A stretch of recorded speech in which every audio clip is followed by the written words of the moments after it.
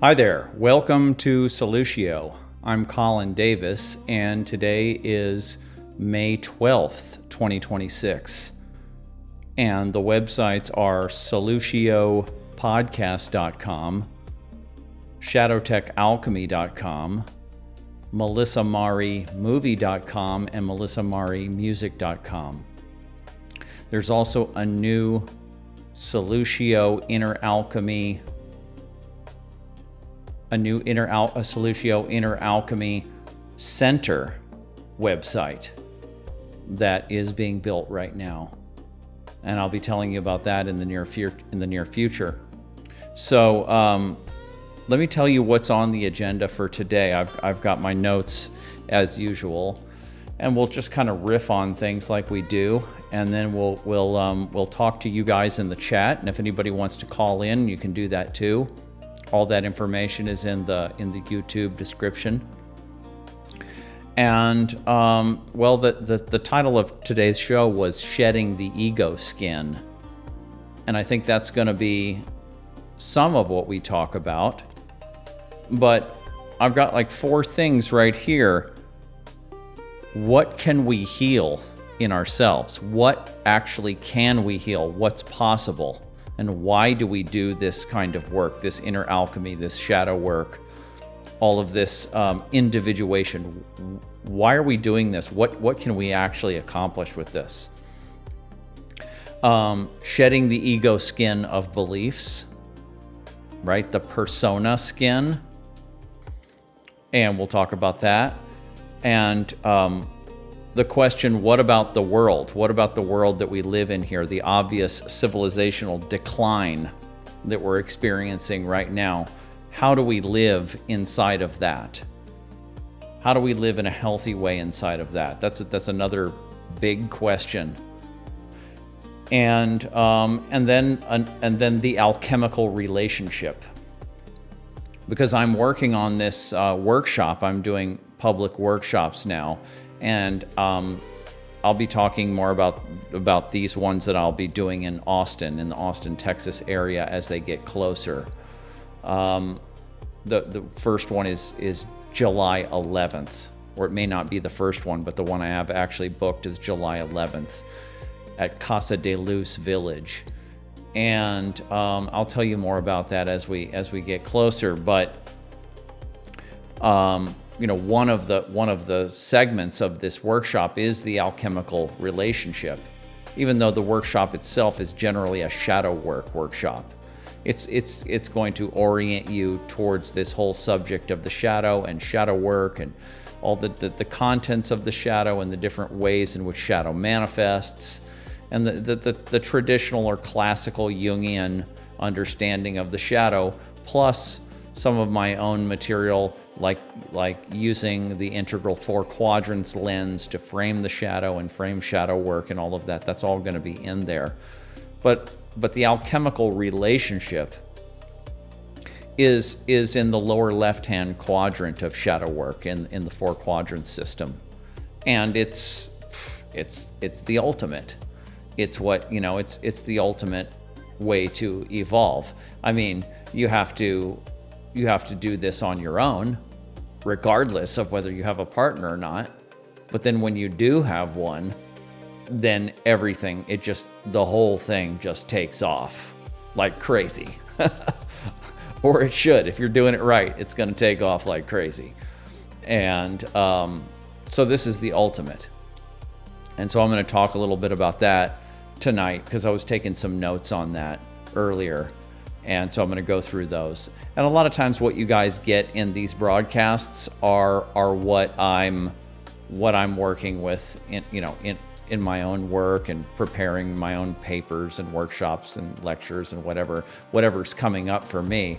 I'm putting out there and practicing with you guys on these Tuesday night shows. So what is possible? It's the experiment that Melissa Mari and I were running for 12 years was an incredible experiment. And I mean, it really was. And Melissa used to always call herself a guinea pig for the great work. And, she recognized that she was involved in an experiment. And I think some of her perspective on this goes back to her reading of Sri Aurobindo's wife, who went by the title of the Mother, and the psycho-spiritual experiment that her and Sri Aurobindo were doing. And even though Melissa's understanding of the alchemical process evolved from what Mira, I think her name is, the Mother, was talking about, that was a little bit grandiose. That version that they had, that the cells of your whole body, that the transformation is literally they kind of fell into the myth of into that alchemical myth of immortality.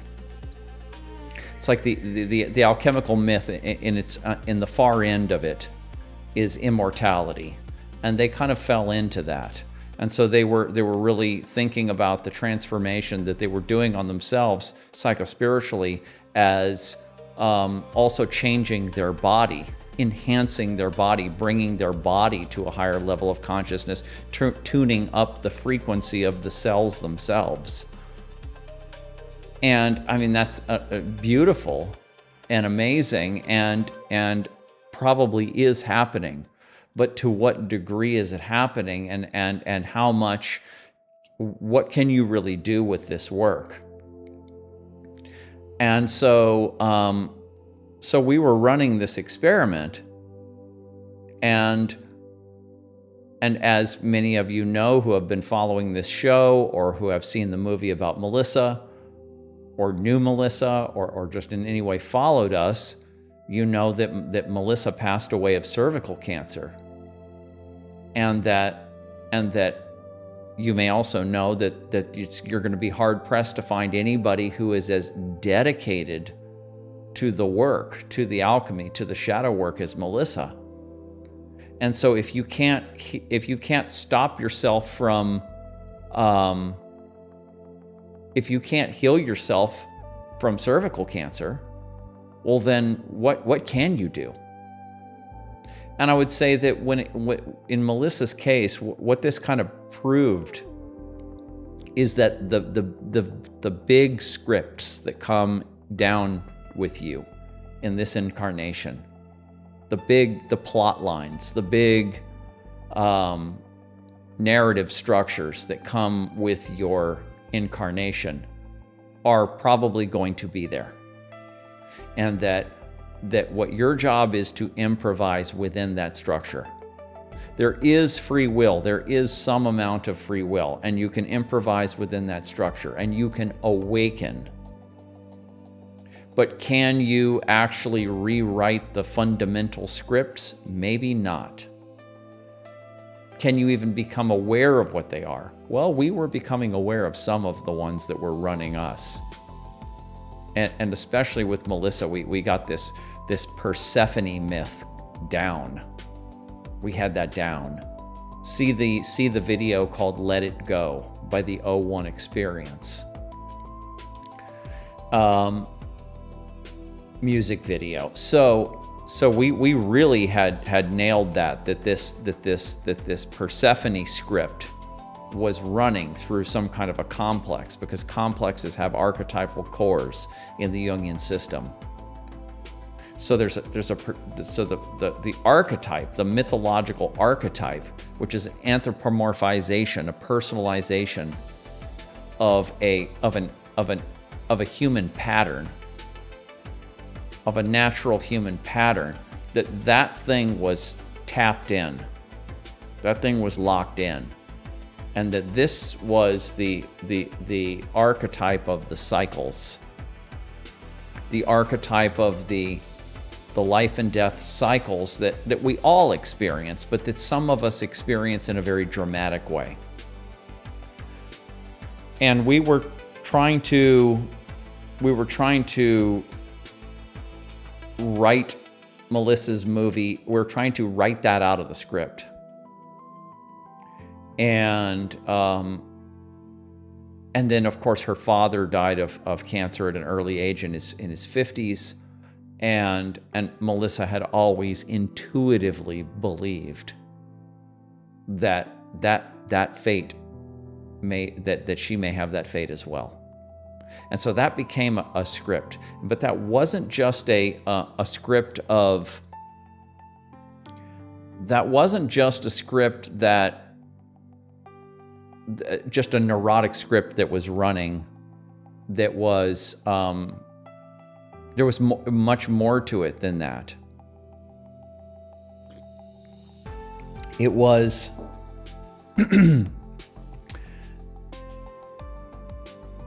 that thing was very, very rooted, very genetically and epigenetically, archetypally. It was very rooted. That thing had a life of its own. You know, like in Freudian theory, you have Thanatos, the death wish. And that thing was back there. And that thing was popping up. And it's, you know, it's, and so we were working with that very deeply. But it turned out that we weren't able to overwrite that. So before I answer the question, what is possible then? I want to bring back up this dream that Melissa had, where death came to her in the dream, and he said, you know, Melissa, it's all about realization.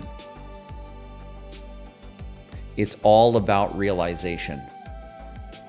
And Melissa was a follower of Yogananda and the Self-Realization Fellowship. The word realization has a specific meaning for her. It means awakening. It means enlightenment. It means becoming awake to the scripts that are running. Waking up to your movie of life, we called it. And Melissa was waking up. Melissa woke up a lot. Her whole life, and it's so cool that you can go back and you can listen to her music from all the way back to when she was in her early 20s, because we have access to that music now. Some of the stuff from her 30s we had access to before, but I got access to the music she wrote with Mark in her 20s, in her early 20s. And a lot of the same themes that she worked with when in her music for the rest of her life, and that were just in her philosophy of life, were in there. And so I can kind of go back and I can kind of see where she was at. And then of course I came to know her so very deeply for 12 years. I actually knew her for several years before that. But so the question is what can you change? What can you heal? What power do you have? We thought we were becoming co-directors of the movie of life. But it was more like we were improvisers in the play of life.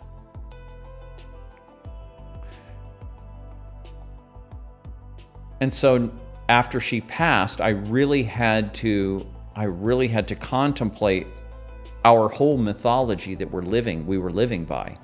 because all the way up to the very last moment, we were like, stay on the path, stay on the path, keep doing the work, keep doing the inner work, keep committing to the inner transformation, and then just let the mind and body and soul do what it's doing, and it will all turn out okay. So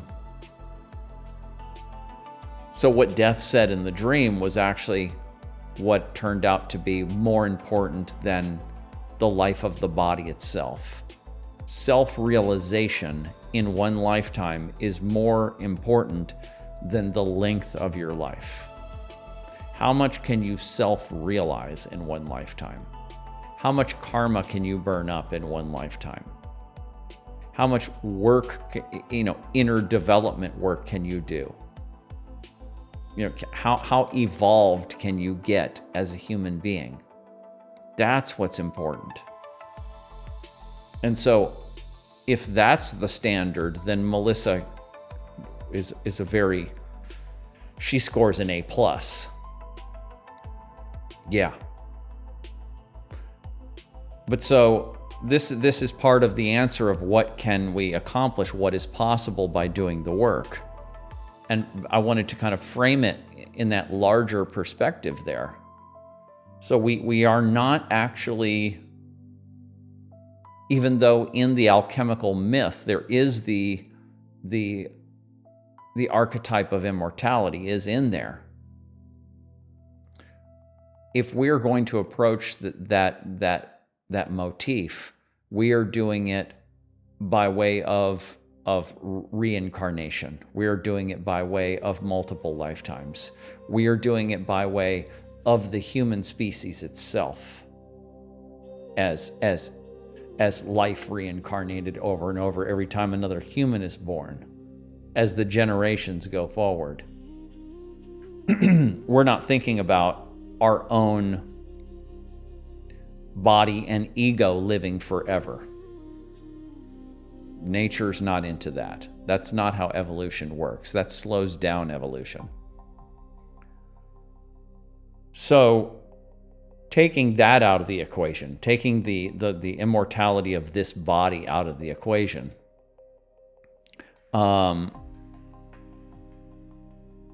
what we can accomplish is that we can, I now know this from the 20-something years that I've been dedicated to working on myself, and from the 12 plus years that I had working on this experiment with Melissa. I now know that yes, you can definitely mature yourself, for sure. Melissa and I both matured. We both matured. We didn't just get older, we matured. Clearly we matured. We also our complexes, so to speak, our insecurities, our complexes, our reactivity,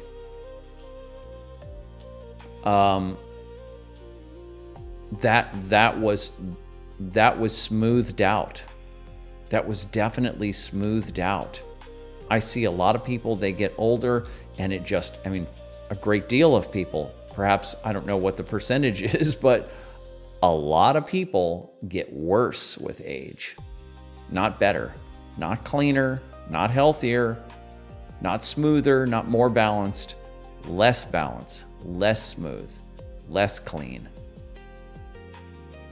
And so what we were doing was successful in that we got cleaner, we got more balanced, more smooth, less reactive, more patient.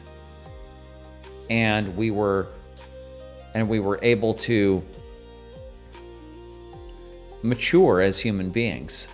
And now that it's been a year and a half almost since Melissa has passed, and I've had all this time of grieving, and the grieving was very deep, still is deep. I just had about a week of really deep grief, a wave of it that came back. And I've told other people about this, about how that this last year has helped to integrate my anima. How that your anima, a man's anima is his feminine, is the feminine archetype. It's his femininity. It's his feminine properties that are in the shadow, that need to come out, especially in later life, and need to be developed into the personality.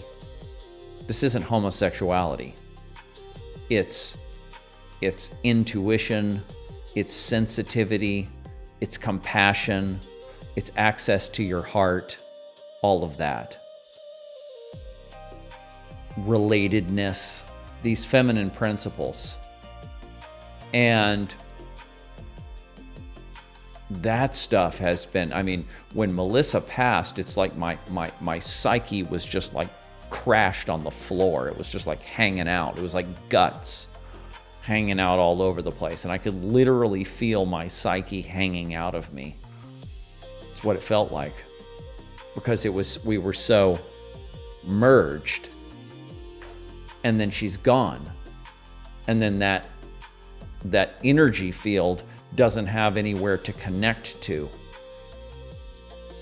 So it was searching to connect with other women.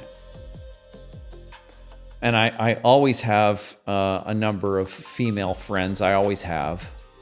And so I started to kind of bond with them even more so than normally.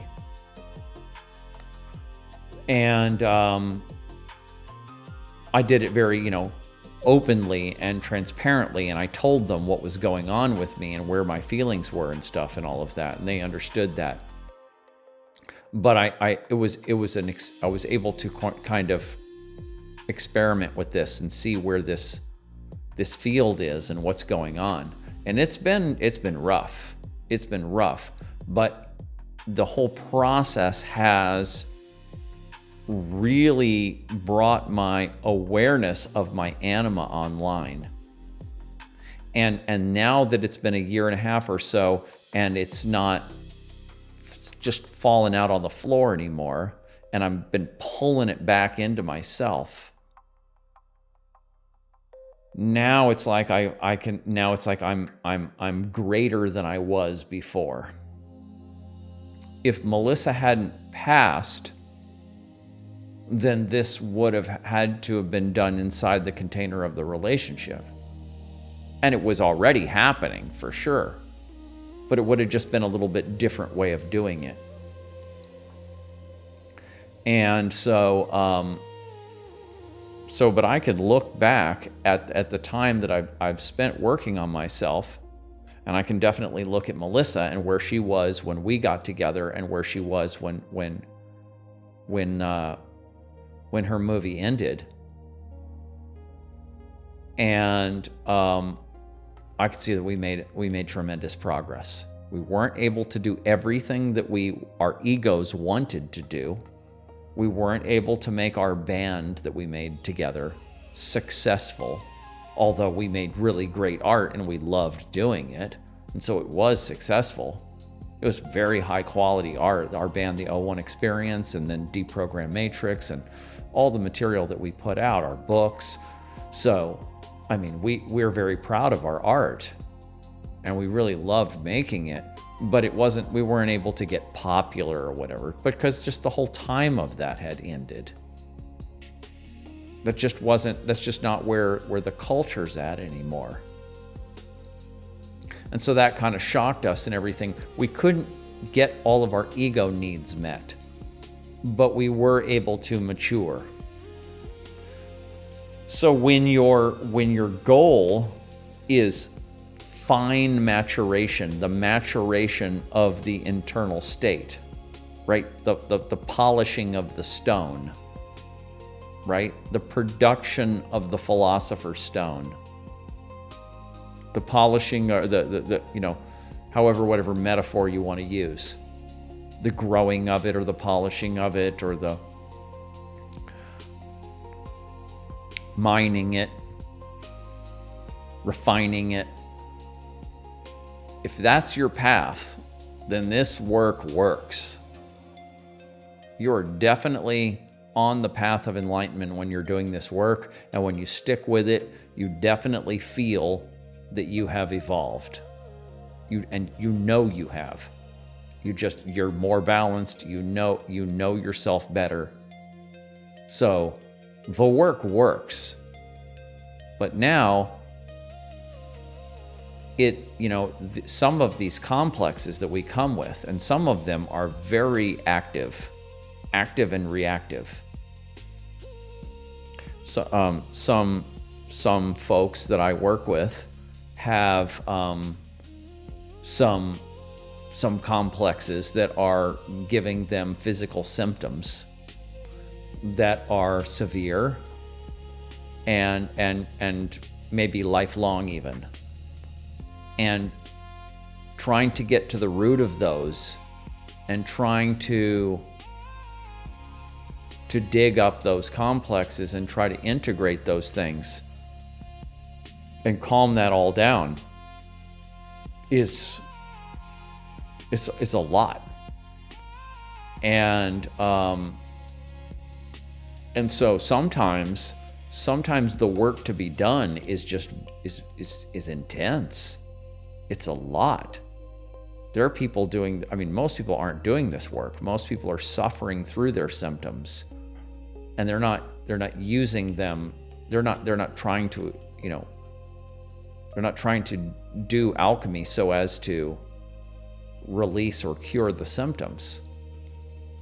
But the people who are, it's hard. But the thing that they do have is they do get better.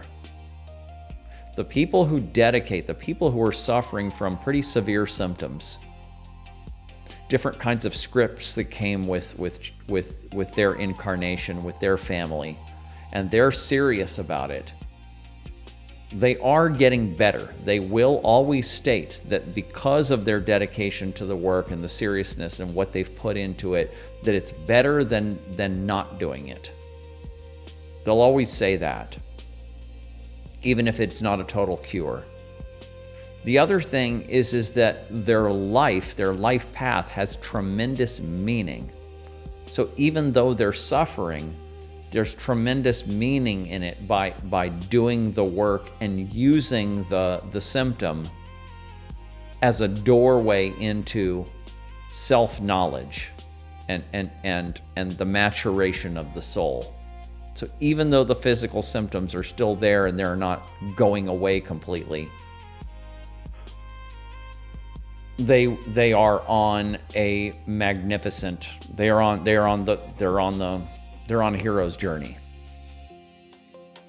right? They're doing the great work, the magnum opus. And there's not much more meaningful and more powerful than that. So when we add up everything that I've been saying here, it comes down to, yes, you can accomplish a lot in terms of healing and development and maturation on this path if you dedicate to it. Absolutely. Yes, you can heal a lot of material. And what you can't fully heal is okay, because that's the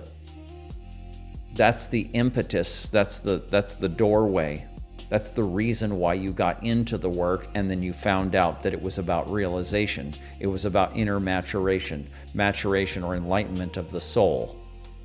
And now you're on this very high human path. Now you're pushing the cutting edge of human evolution. So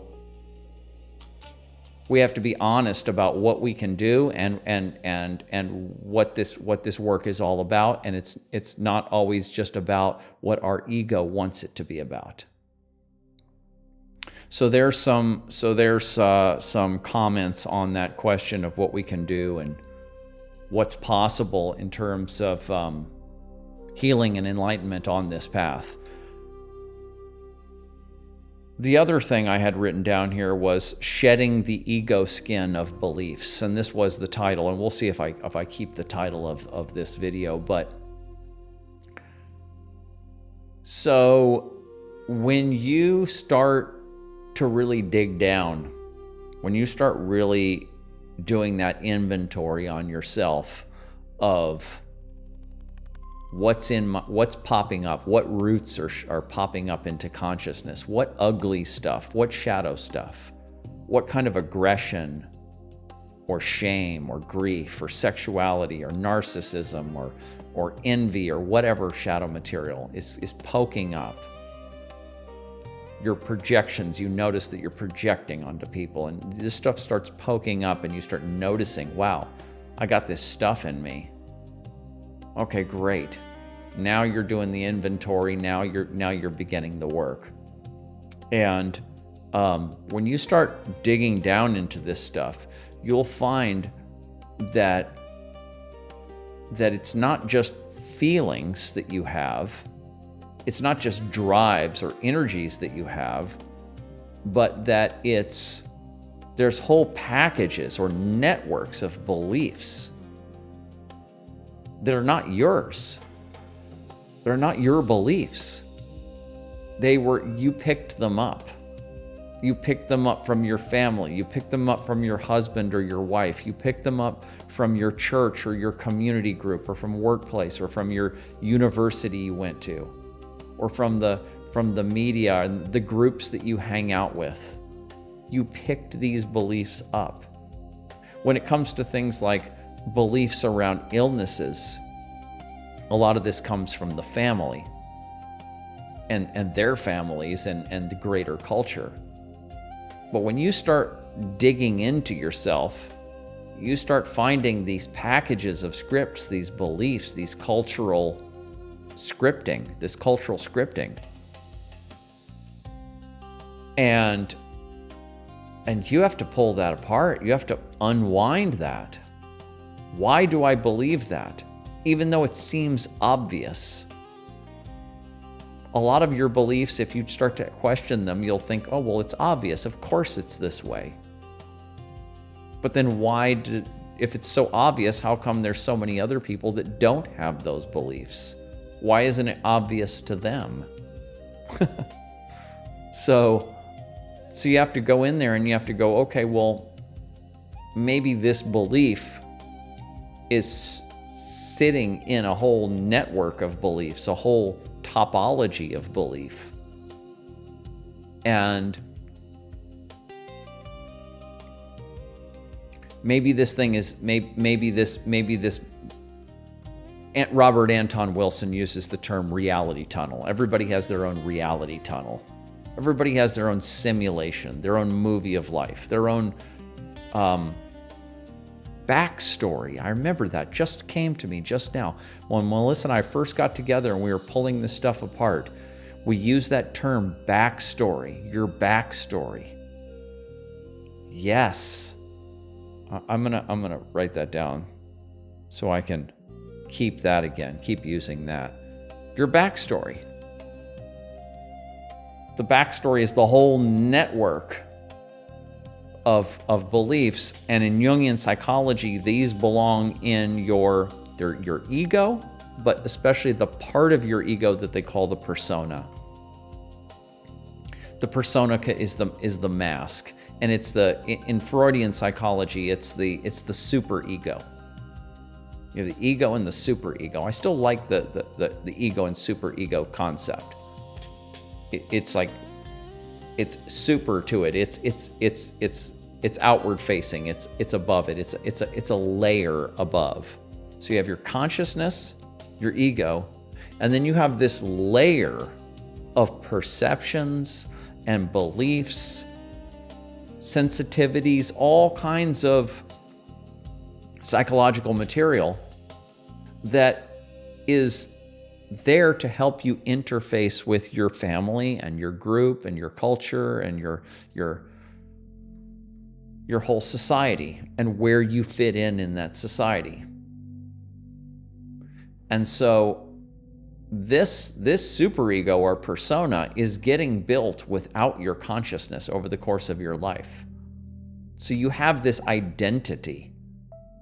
You have this mask, or Melissa called it your player piece. You have your G.I. Joe or your Barbie player piece. that you play the game of the matrix with, the game of society with.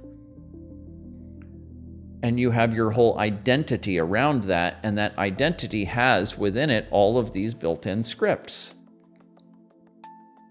And you don't even know that you're building an identity. Like we were talking about illness earlier, people contract or develop an illness, and then they put it into their persona, into their identity. And they're like, "Hi, I'm Joe, I'm Cindy, whatever, and I have this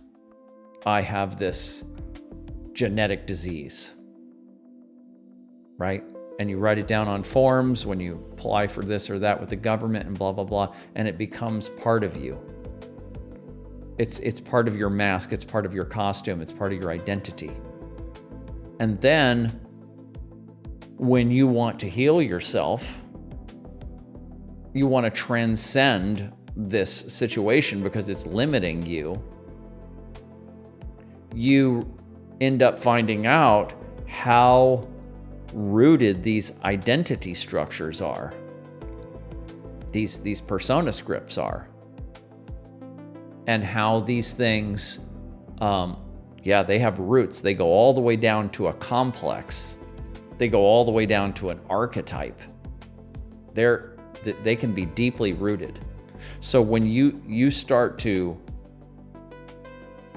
shed your ego skin, when you start to dissect your persona scripts,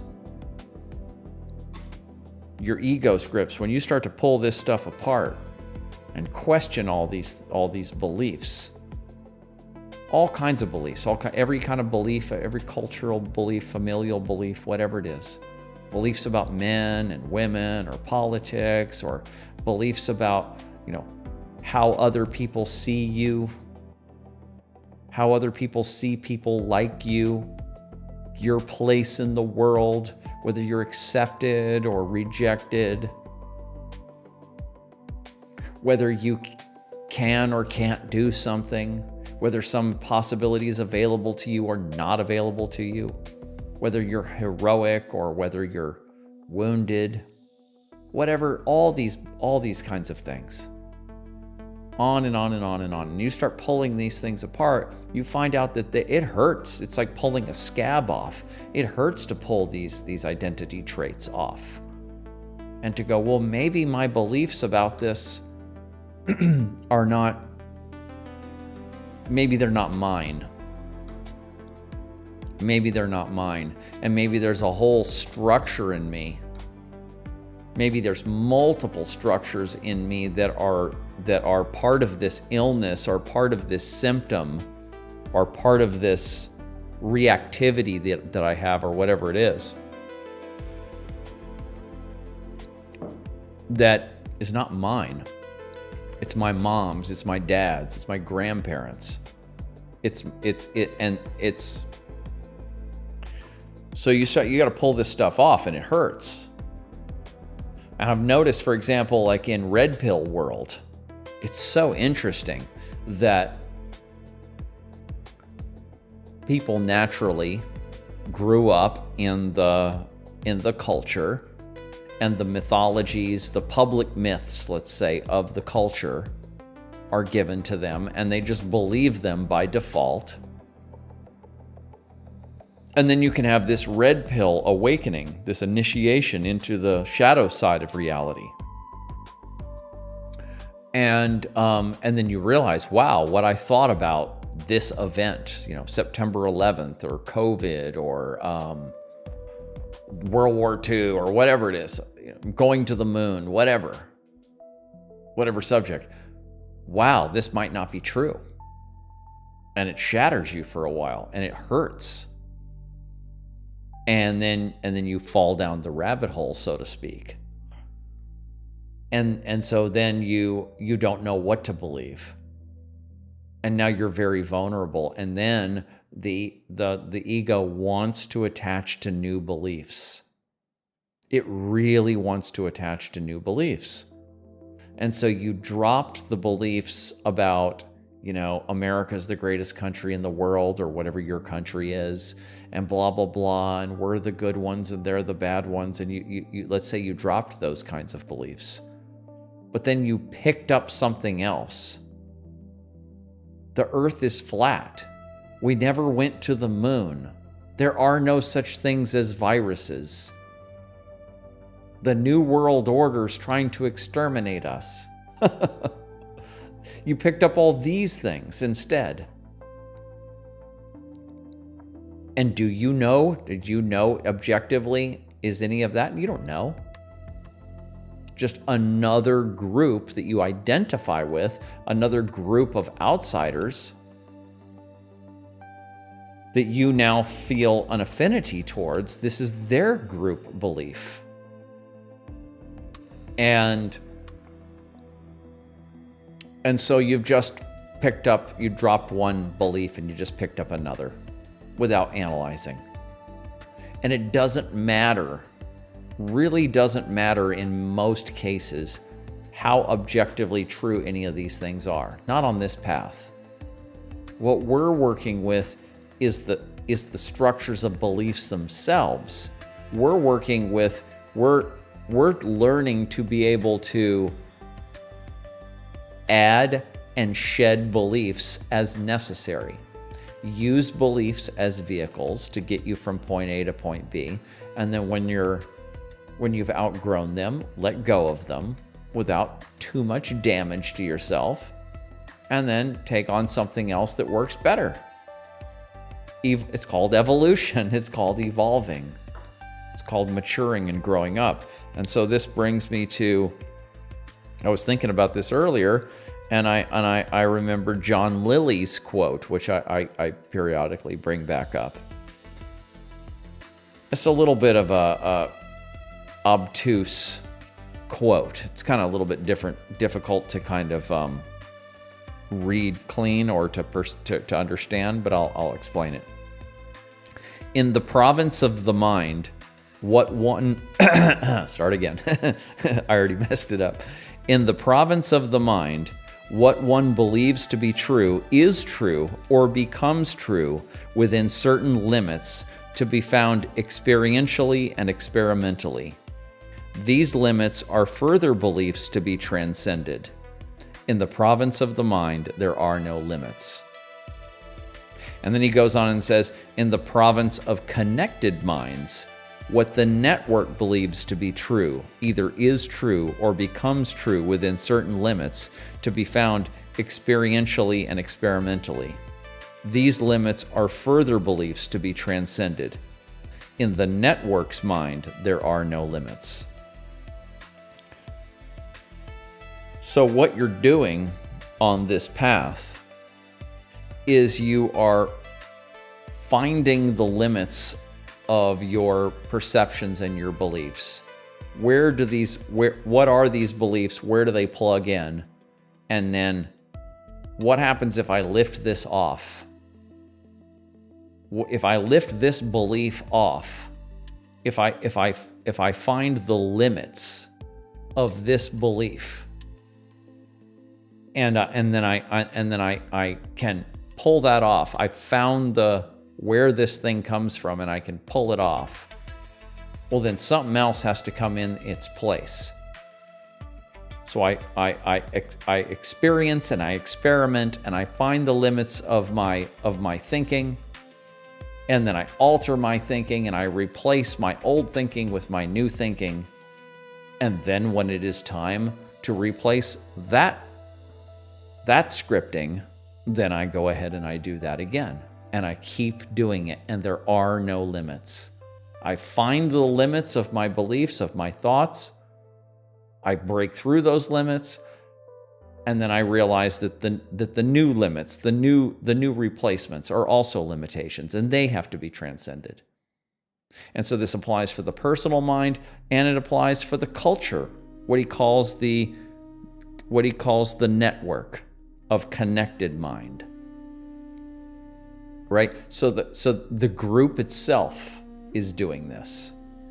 But the group is doing it through individuals. The group as a group It's the individuals in the group that end up transcending their beliefs. And then that sends the signal to the rest of the group that we've reached the limits, because one of the cells in the group has found the limits. And they're yelling, hey, this is the limits of our belief system, check it out. And first the group tries to ignore that and tries to push back on that, and they try to stifle that individual cell, kick it out of the group. But then eventually another one speaks it up, and then the whole group eventually has to transcend its prior limits. And so that's what we're doing here. And so when we're shedding the ego skin,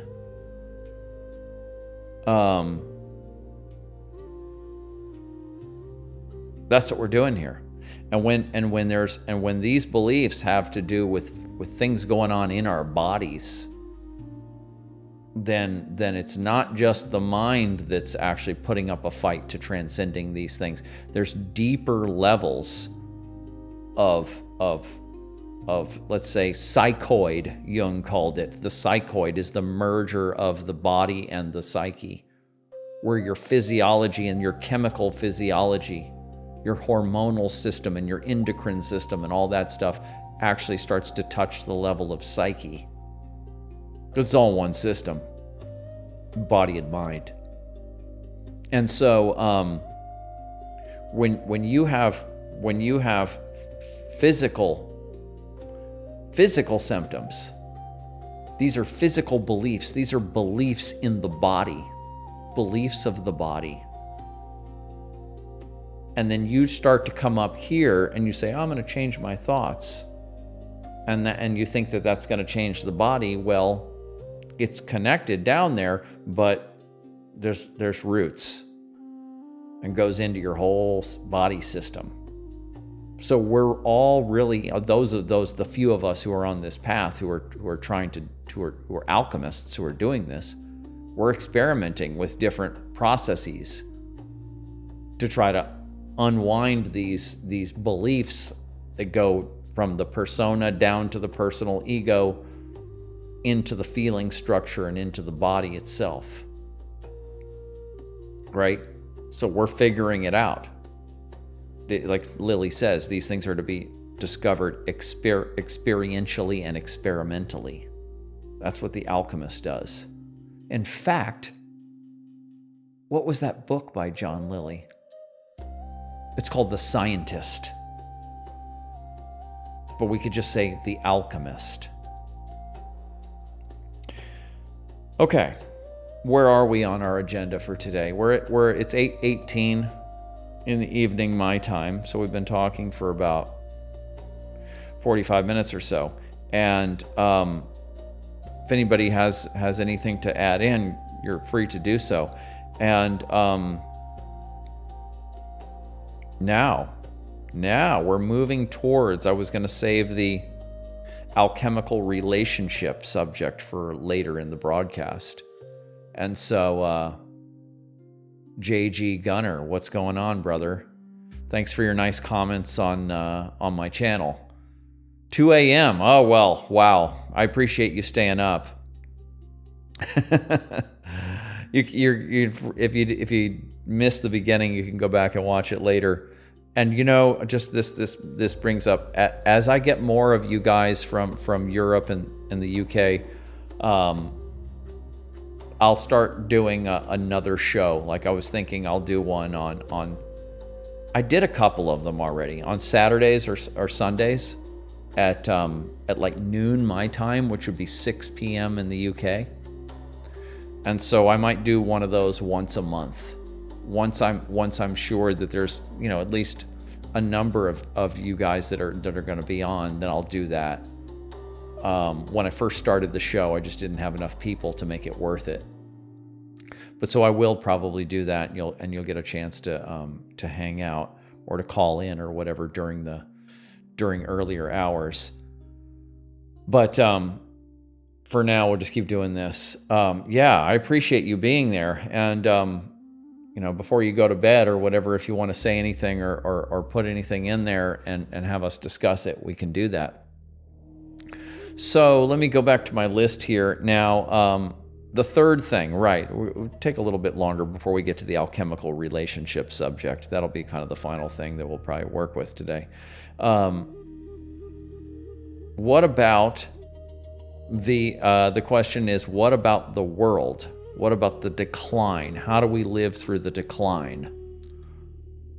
Right? This is a big one. Then let me go back to, like I was talking about red pill world. Like you shed off certain beliefs that you picked up from the society, from your family, and then you replace them with red pill beliefs.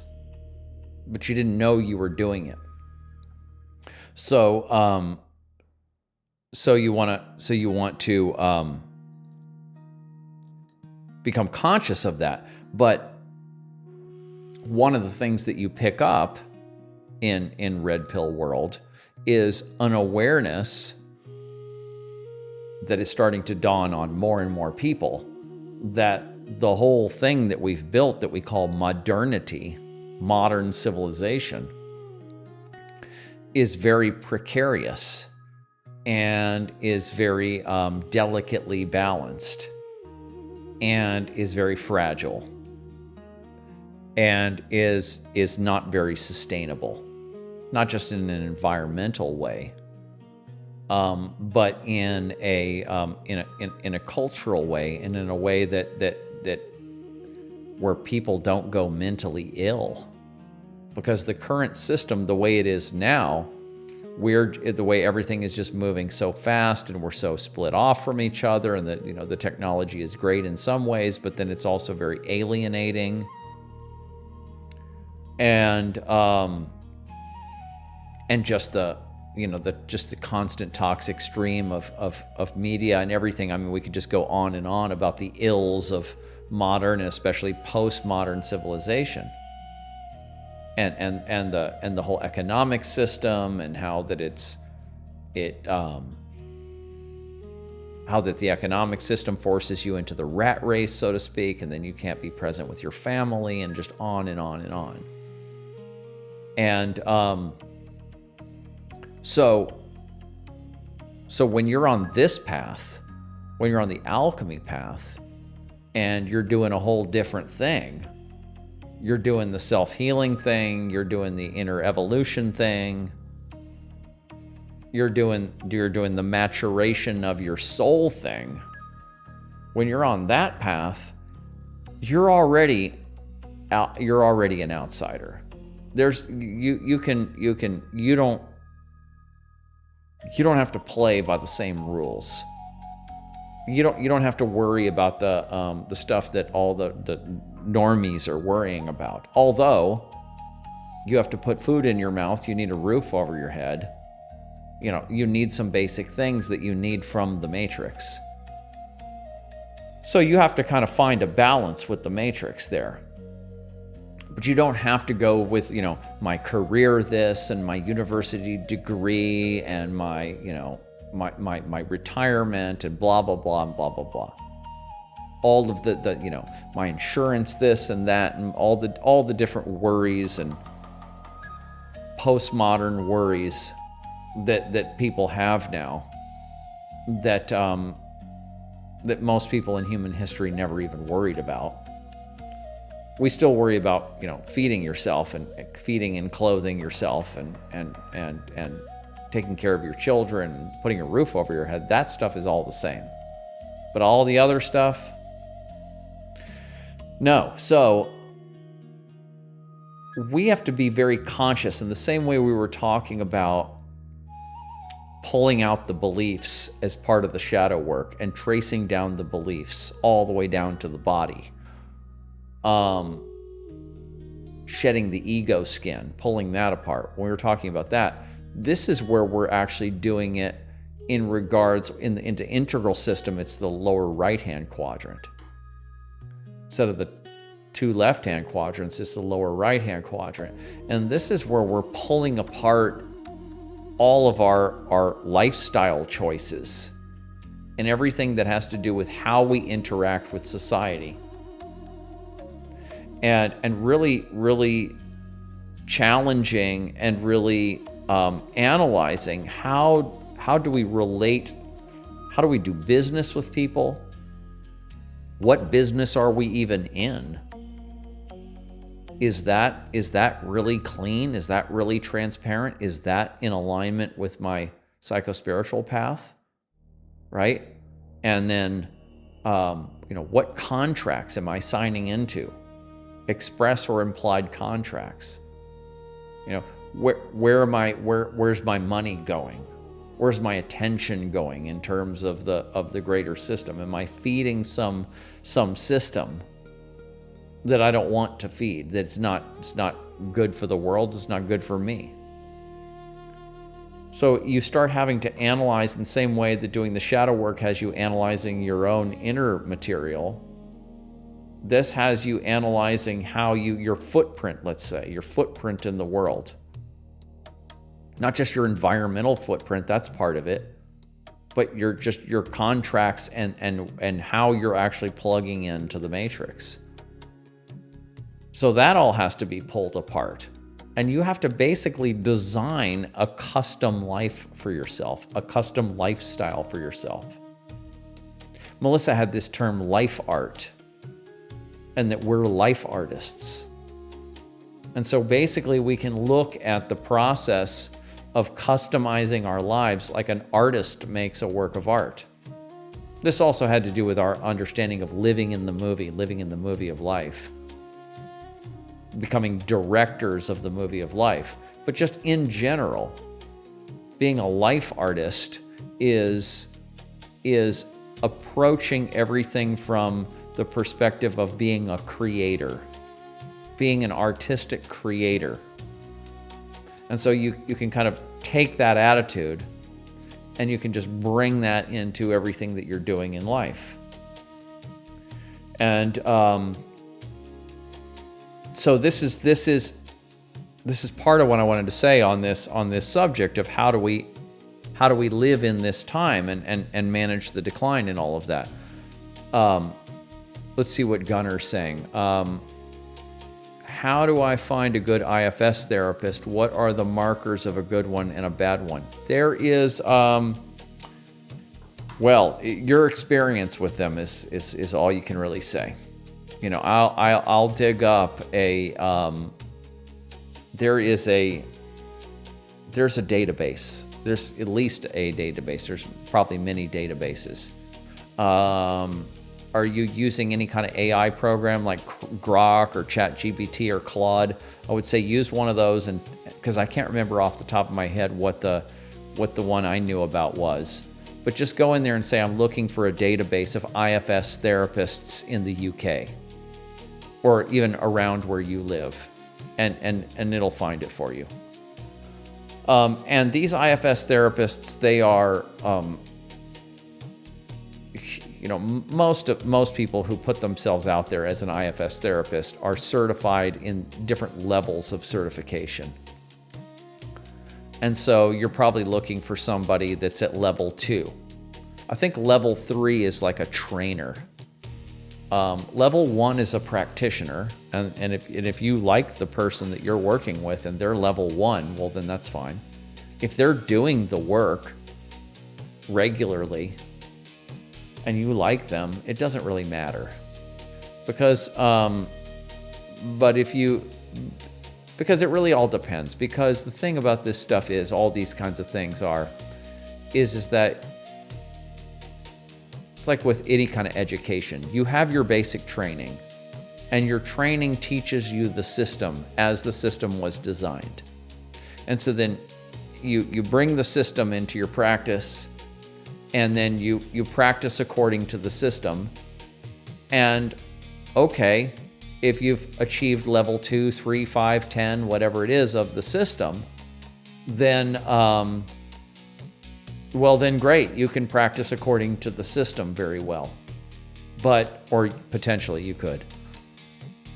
But there's so much that you need to be a good therapist, to be good at anything, that you didn't learn in your education, that just comes from life experience, in the field, so to speak.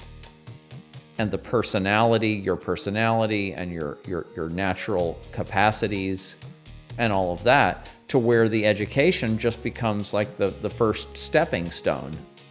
And it doesn't, it's not the whole thing. So you can find an IFS there if finding people is the issue, but there are IFS therapists out there that have no certification whatsoever, and they're fantastic. And they're using that, and they're using all kinds of different modalities. But those are people that you meet through word of mouth, or just through the ether, so to speak. But if you're looking for somebody, you're going to go, try that. You're going to go look for level 1, level 2. Level 2. If you can find a level 2 person, and then you have to try them. If you don't like your person, then there's going to be like your level 1 person better, whatever. Because the thing about IFS or any of these kinds of things, all of this, even all the Jungian stuff that I talk about, all these things are just analogies, metaphors. They're just images that we use to try to describe processes that are going on inside the psyche that are completely invisible and operate in ways that are beyond our ability to really comprehend even. So what we're looking for some kind of a model that actually can get movement, we can make some progress with. And IFS to me is a kind of a comfortable refinement of Jung's theory of complexes. And I've noticed, because I'm familiar with the Jungian complex theory and with IFS, and that when I talk to other people about their parts as though they're complexes, they don't like that as much.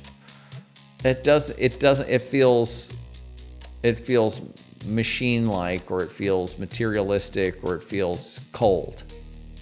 But when I talk to people about their parts, which are personified, and that you can give names to your parts, and then you can speak to parts as though they're people, or they're their children even, then that people like that a lot better.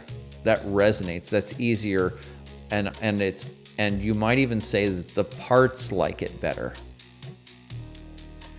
And so IFS is it's a very friendly way of getting to know your complexes, your nodal networks of psyche, and that are basically your autonomous complexes, which is what you're working with.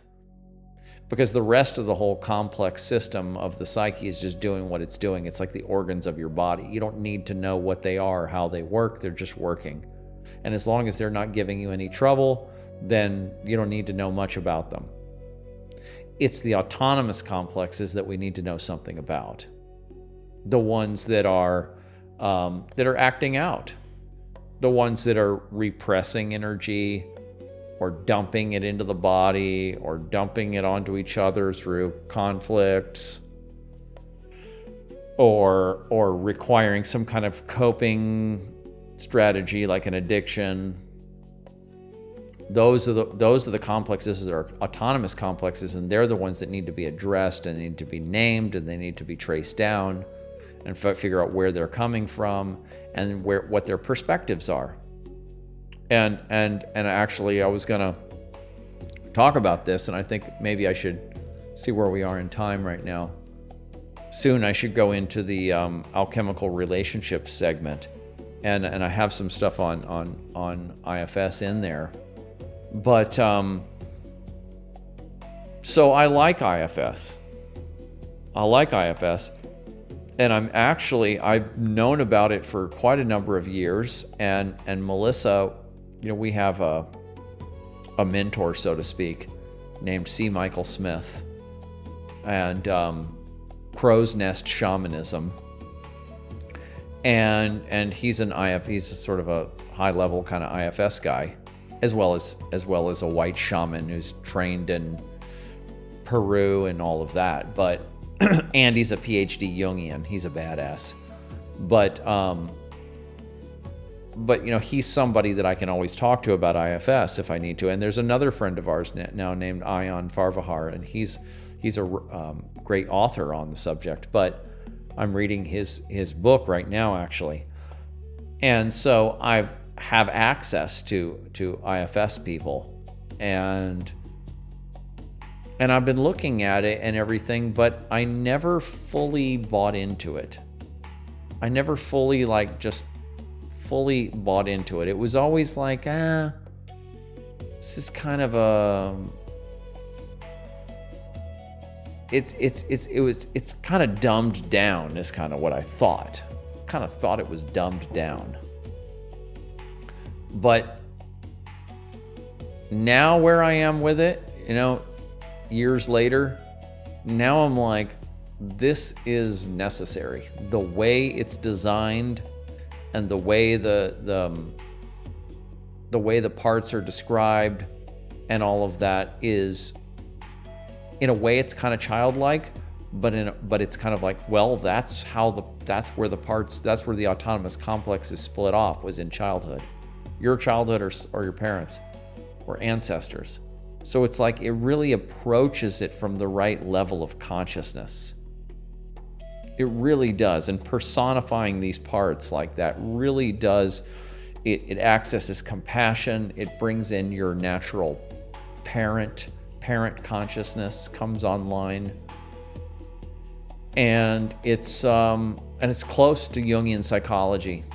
So now I'm in a place where I'm like, all right, I want to start actually.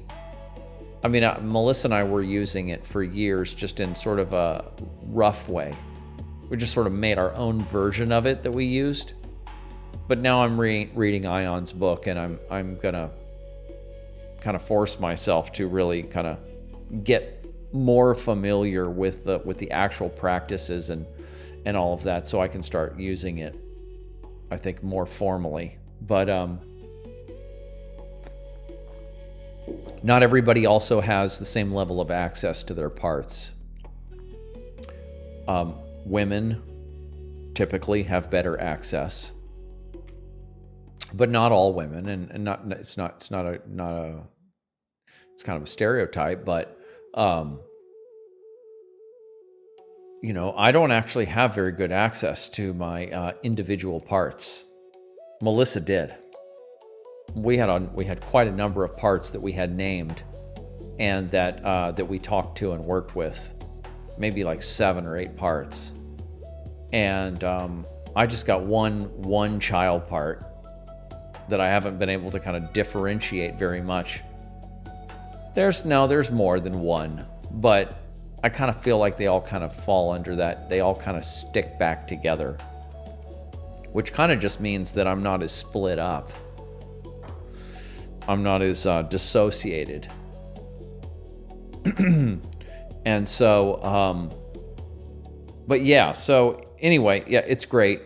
And you can do that. Like, you can do that, brother. You can go find a database and see who's in your area, and just see what you can accomplish. You can also start. This is what you probably should do, actually. Start with a book. Start with like Introduction to Internal Family Systems by Richard Schwartz. Right? You should definitely have that on your bookshelf no matter what. Grab that.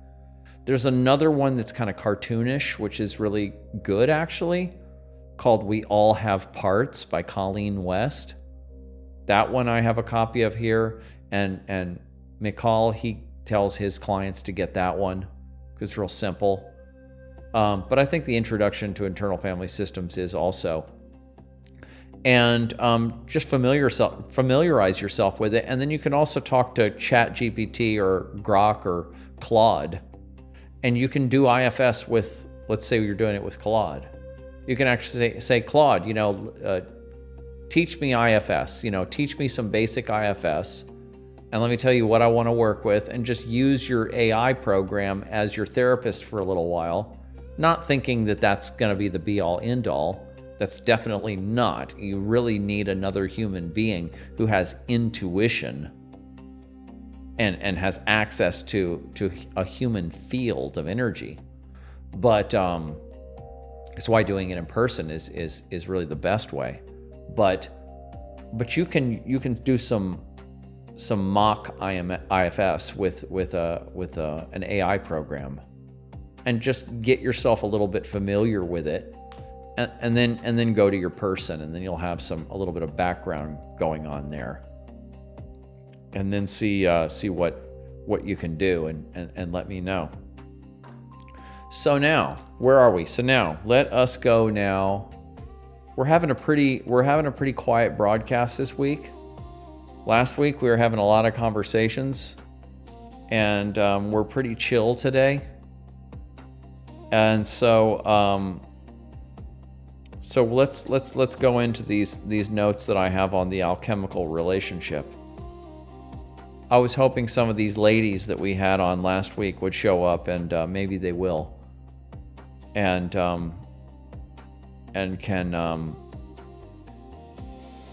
can have a conversation about this, but anybody that's in here, we can all talk about it. So this actually kind of starts with the IFS thing. So right now, like I was saying before, I'm developing this shadow work workshop, but then it's got a relational alchemy segment to it. But I'm going to design a whole shadow or relational alchemy, relationship alchemy class or workshop. And so these are kind of some of the intro notes that I had on there. So we are a multiplicity of parts of living complexes that have their own personalities, memories, and beliefs. This has to be understood deeply, and some model that explains this needs to be used continually, for example, IFS. So right there in my notes on this segment, I'm talking about IFS there. And so when you have a relationship, when you have an alchemical relationship, you have we have Dana here. Okay, great. Hi, Dana. You can chime in on this segment of our talk. So the first thing is to recognize that each person is a multiplicity. Oh, you don't know IFS yet. Okay, so IFS is internal family systems. And like I was telling JG Gunner, get with some AI program. Do you have ChatGPT or Grok or Claude or something like that? They're free, at some low level of it. Sign in with one of those and use one of those AI programs and talk to it about IFS, about internal family systems therapy. Ask it to give you an education on it. Or just, there's a ton of YouTube stuff out there. I mean, just massive amounts of it. And or grab an intro book like we were talking about. So yes. Okay, great. Right. So this is good, because maybe I should just, for Dana and for anybody else. So IFS describes, because we're kind of on IFS right now. Internal family systems is developed by Richard Schwartz, and he was a family,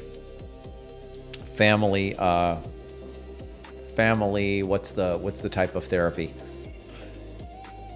He was doing family therapy, and he recognized, I won't tell the whole story, but he realized that basically when you get a whole family together and you have a conflict in the family, if you get 4 or 5 people in the room together, and let's say you have an adolescent, a teenager who's having a problem, and then you talk to the mother, you talk to the father, the brother, the sister, the uncle, the aunt, you talk to these people and you find out what is their mindset around the teenager. What do they think of her issues? What do they think of her and how she's being and all of this kind of stuff? You'll find that everybody has their own perspective, and that you have to get the whole family together and on the same page, and everybody has to empathize with the teenager, and they have to all kind of get with it and get all on the same page and everything. And when the whole family can kind of come together and you can iron out all of those conflicts of belief that are going on between the family, then the problem that the adolescent is having evens out. It gets solved. And so then the evolution of that is to recognize, well, maybe we have that same kind of dynamic going on inside of our own psyches. And then if you have if you have a background in Jungian psychology, which Richard Schwartz must have had, you already know about complexes and autonomous complexes, and you know about that kind of stuff. So you know we are a multiplicity. Our psyches are networks of organs or nodal networks. And in Jungian psychology, there's a whole understanding of a complex, which is it's called a feeling-toned complex. So it's like a grouping of ideas, of thoughts, of feelings, memories, and then they trace down to an archetype. And that when you have childhood trauma, difficulty in early life especially, then this dissociates your complexes and you get a splitting going on in the psyche. And then you have a situation where you have, just like you have in the split up family, in the arguing family, you have different family members that have different perspectives, and you have conflict in the family unit. We have the exact same situation going on in the personal psyche. So when we're talking about healing our neuroses and our depression and our anxiety and all our different all our different issues, so to speak, then we're talking about dissociated or split up complexes. And IFS calls these things parts. They just use a simple term, parts. And they have different kinds of parts. So you have the part that got split off, the wounded part they call the exile. And then you have these protector parts, and that are trying to protect the exile from getting hurt again. And one type of protector part is called the manager. And so that's often like a self-critic that's directing your life and telling you where things are safe and where you should go and where you shouldn't go to avoid getting that exile hurt again. And then you have another protector part they call the firefighter. And that's when the exile gets too close to getting hurt, then that thing goes off. And that makes you take a drink, or it makes you run away, or it makes you do something extreme to get the heat off of the exile that's hurting again. Then they also have unattached burdens, and they have some other minor concepts that go in there. They have the concept of the self, which is also in Jungian psychology. But those three main parts of the exile, the firefighter, and the manager are the main parts. And so you have this activity, these dynamics going on in the psyche. And so when you find yourself taken over, possessed, or just making decisions that are self-destructive, don't make sense, chronic, habitual behavior, addictions, and life decisions that are harmful to you or your friends or partners or whatever, then you have a complex in Jungian psychology, but in IFS you have a system, a collection of parts that are doing what they can to try to stop you from getting wounded again, even though the way they're doing it is a completely childish and unsophisticated way of doing it. but they're doing the best they can with the information they have, because they were formed in childhood in extreme situations, and all they know is their experience. So that's kind of an explanation there. There you go. It makes sense. So that's kind of an explanation for internal family systems. And then when we do this kind of therapy, we are with the therapist. We're basically kind of teasing out. We're conversing, and we're kind of teasing out these parts to try to find out who's down there, who's talking, what their name is, how they were formed, even where they are in the body. Like IFS tries to find them in the body, and tries to understand, what's the name of this part, what is its belief, who are its protectors, what do they believe. And it's basically using imagination. You basically use your imagination, and it's like being a mime. Where you put your hand like a puppeteer or a mime. And it's like you have that. It's like I have this stuffed animal called Raphael. He's like this little alien stuffed animal.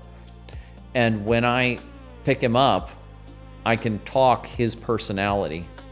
And he has his own voice, and he has his own personality and stuff. And I can sort of use him as a puppet. And then I just kind of intuitively come up with things. And he just kind of talks through me. This is just sort of how that's done. It's a form of art, improvisational art. And so when you're doing this IFS, you're basically just kind of doing that with your parts. You're just basically talking for them, or just letting them kind of talk through you. And some people are better at this than others. Some people are. It comes more naturally. Some people are more split up, and they have more parts that are talking than other people. And some people have an easier time kind of communicating with them than other people. So it really depends on the person. Dana says, we have a saying at the nonprofit mental health peer support organization that I work with. Oh, that's great. You work there. Okay. We say everyone is doing the best they can with the skills they have in the moment they are in. Exactly. So keep that, and then now add another layer and realize that every person is actually a multiplicity, is a family of parts, of little mini humans, mini psyches, that have their own beliefs and experiences, and they're each doing the best they can. And that these parts have, to greater or lesser degree, they have influence over our egos, over our consciousness, and over our behavior. And so this is a very, very powerful thing, actually, is that when, and I'm still having to remind myself when I talk to people, especially like when I'm doing counseling with people, or just talking to people, that when they start talking to you, when someone else starts talking to you about a belief, or about an experience, or about a feeling, that's not just them talking. That's a part, that's a family member, that's a part that is sort of leading that conversation. And you might have other parts that have other beliefs, but that part is the one that's talking.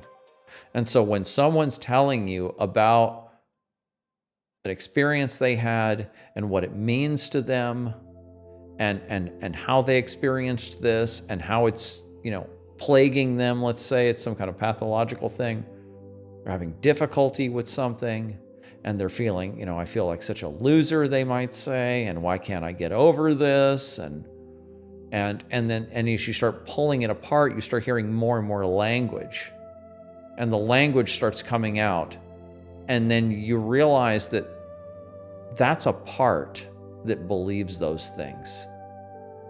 And if you come back and you say, no, Joe, or no, Cindy, that's not true, this is not the way it is, then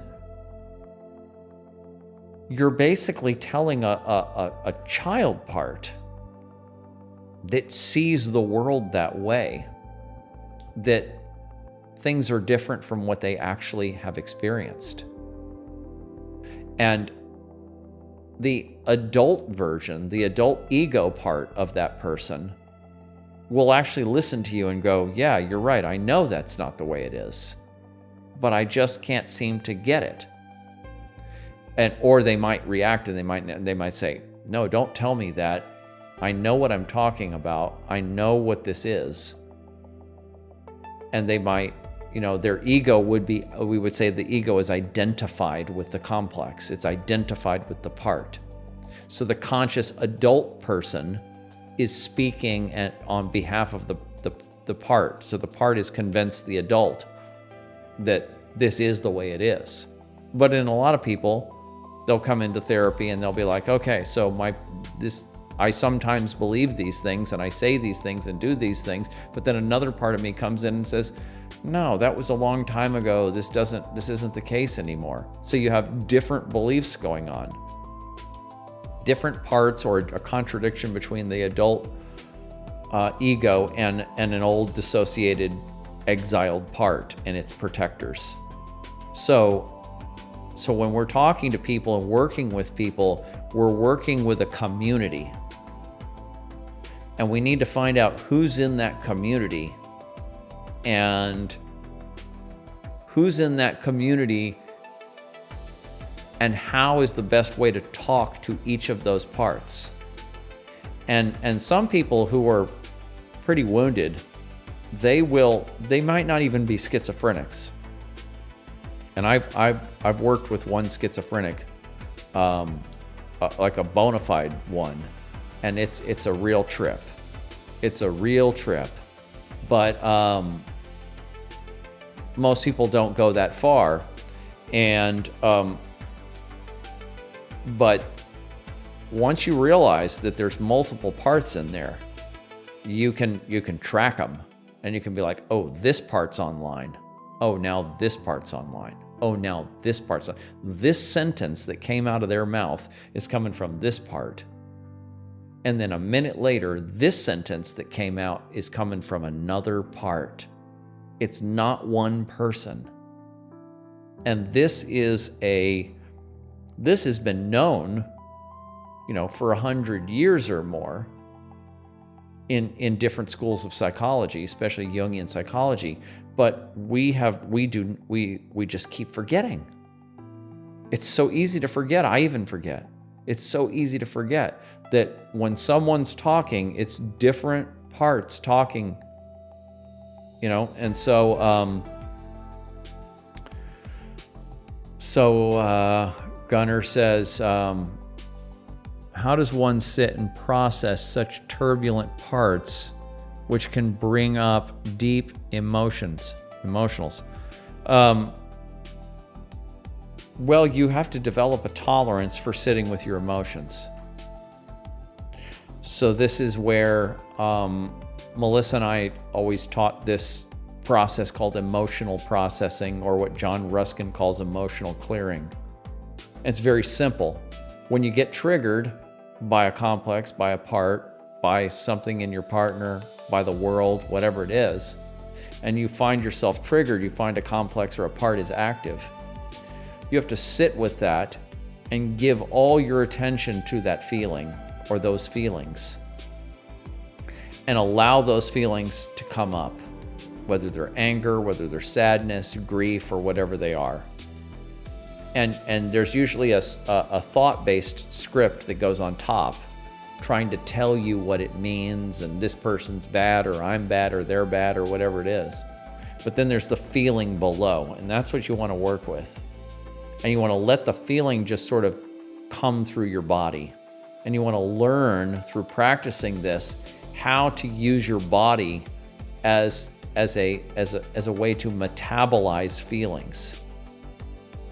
And again, back to women. Women have an easier time with this in general, although they can get overwhelmed. And so you have to learn how to how to metabolize feelings through the body and let them come up, and especially let yourself cry. Crying is absolutely essential to doing this kind of work. And some people have an easier time crying than other people. But it's absolutely essential that you teach yourself to be able to cry, and that you put yourself in an environment where you can cry. And then when you can do it with your partner, it's even better, but you have to be able to cry. And sometimes there's anger, before or after the crying, and you have to be able to metabolize the anger. And you have to be able to just slowly train yourself to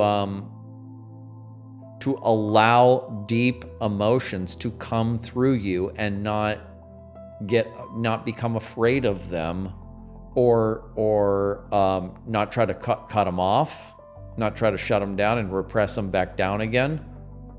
They're sort of like, these emotions are the fuel source for these complexes. And so we need to start draining the fuel source, out, through our metabolism, through our physiology. So just the practice of emotional processing, it's in that book that I know you got, the Transforming Darkness book that I give out for free on my website. If you want that, Dana, shadowtechalchemy.com, on the book's website, you can get the Transforming Darkness. And in the Shadow Work Practices chapter, I describe the emotional clearing, or I call it emotional processing, that's in there. It's very basic. It's what I just described. And so when you're triggered, you teach yourself over time to process your emotions. And so that's what you do with the emotional side of it. And then you just allow yourself to have a life where emotions and processing emotions are a part of your life, right? And that you don't need to shut them down, and you don't need to hide. I mean, at first you're not going to be doing this in public or anything. That we're not talking about doing. Although it's fine if that happens too. But at least when you're training on this, yeah, check it out.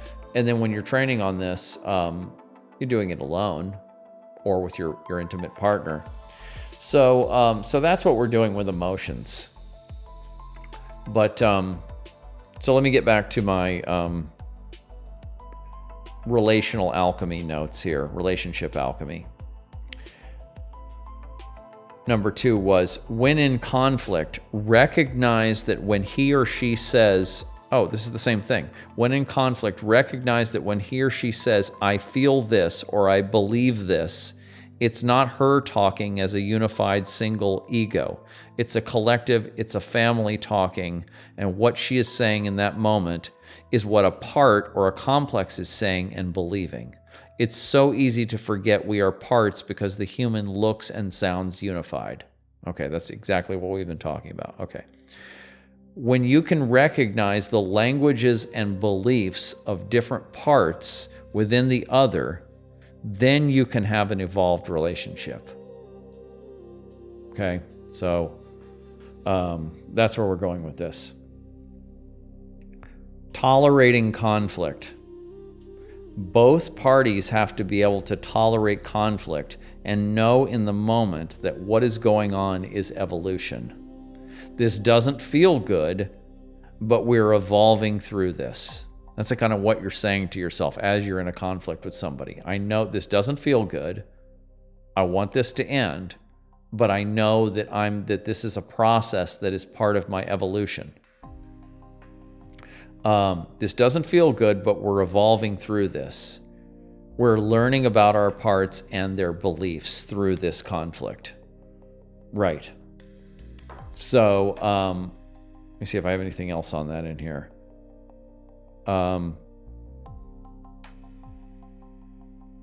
Yes. Let me kind of go on for a second, then I'll come back to that. But this doesn't work until a certain level and basic boundaries are used and respected.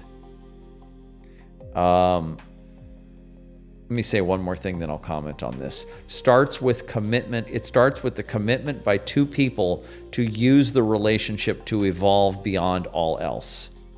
Right. So the whole thing starts with two people agree that we're going to use our relationship as an alchemical vessel to evolve ourselves. And we're going to tolerate the conflict. We're going to tolerate the fire, the heat, because we're going to use this to understand each other. We're going to psychoanalyze each other. We're going to help heal each other. And we're going to use this container of relationship to do this. And we're not getting out of the container. We're not going to run away from this. We're not going to tiptoe around the wounds. We're going to be careful with the wounds, but we're going to go into all of them. So that's what the alchemical relationship starts with. It starts with that commitment that we're going to evolve through the relationship. So, but I said here, but this doesn't work until a certain level and after basic boundaries are used and respected, because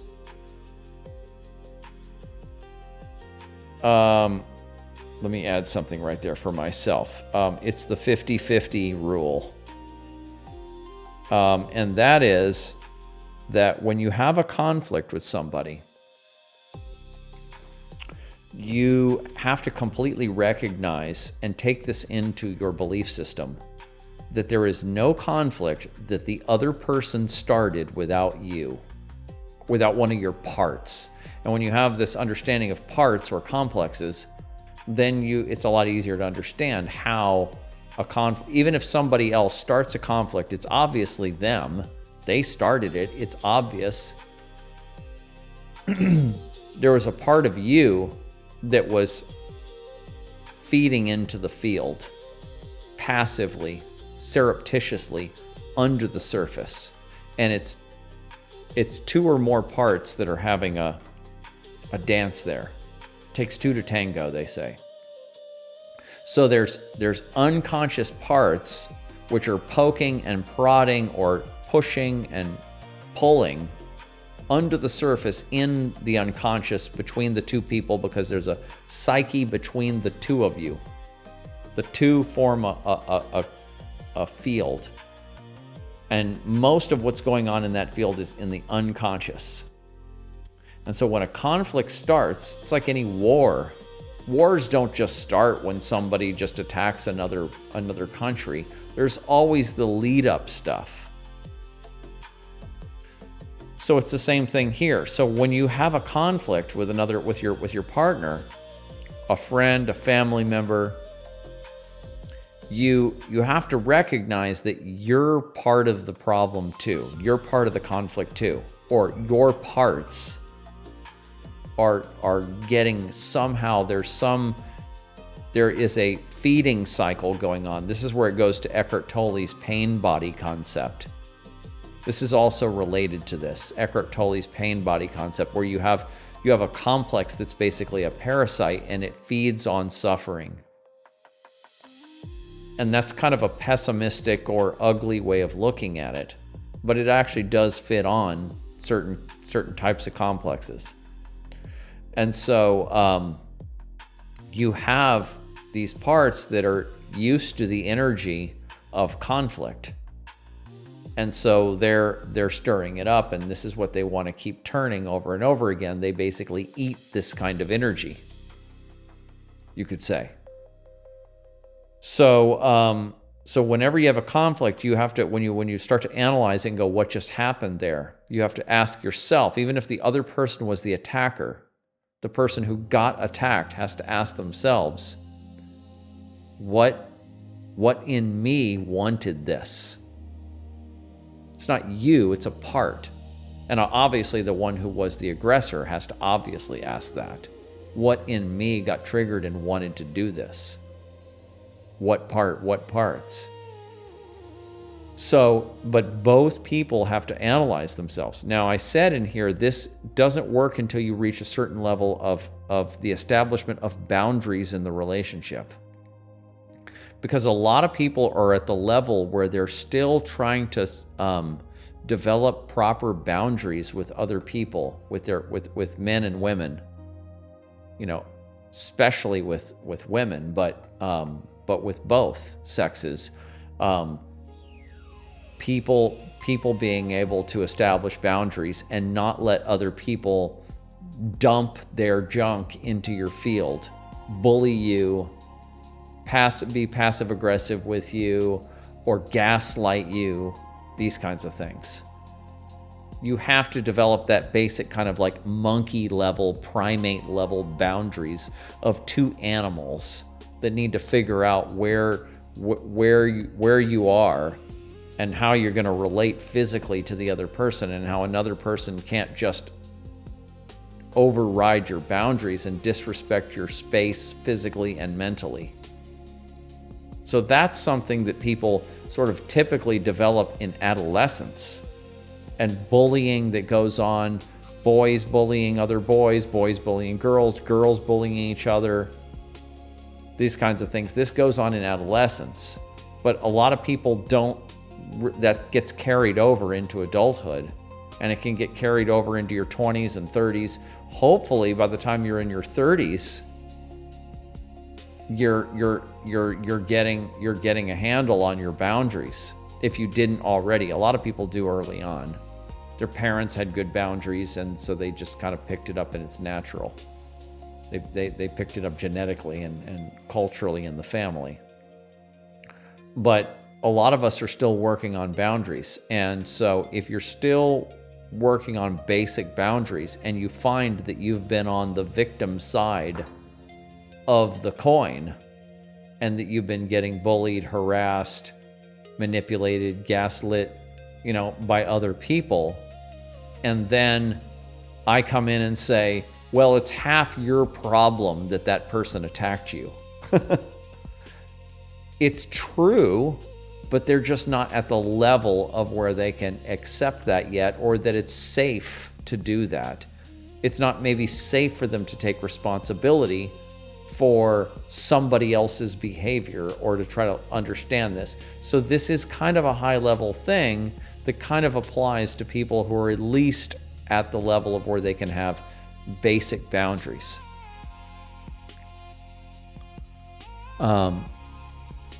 Dana says, I tend to be conflict avoidant. I think it's because if it leads to yelling, it always scares part of my inner child, where consequences could be physical. I think maybe that's why I am that way, working on it. Yeah, and that's natural for women. It's totally natural. That's part of your biology, is to avoid conflict. And so it takes a certain level of trust with, let's say, a man, with anyone, but definitely with men. It takes a certain level of trust, intimacy, time, trust, before you can trust that other person is totally safe, and that if you have your, whatever your reactiveness is, will be respected. So just because you're conflict avoidant doesn't necessarily mean that that's a pathology. That's part of being a woman, and it's just part of being safe and protecting yourself. And so there's nothing unnatural about that.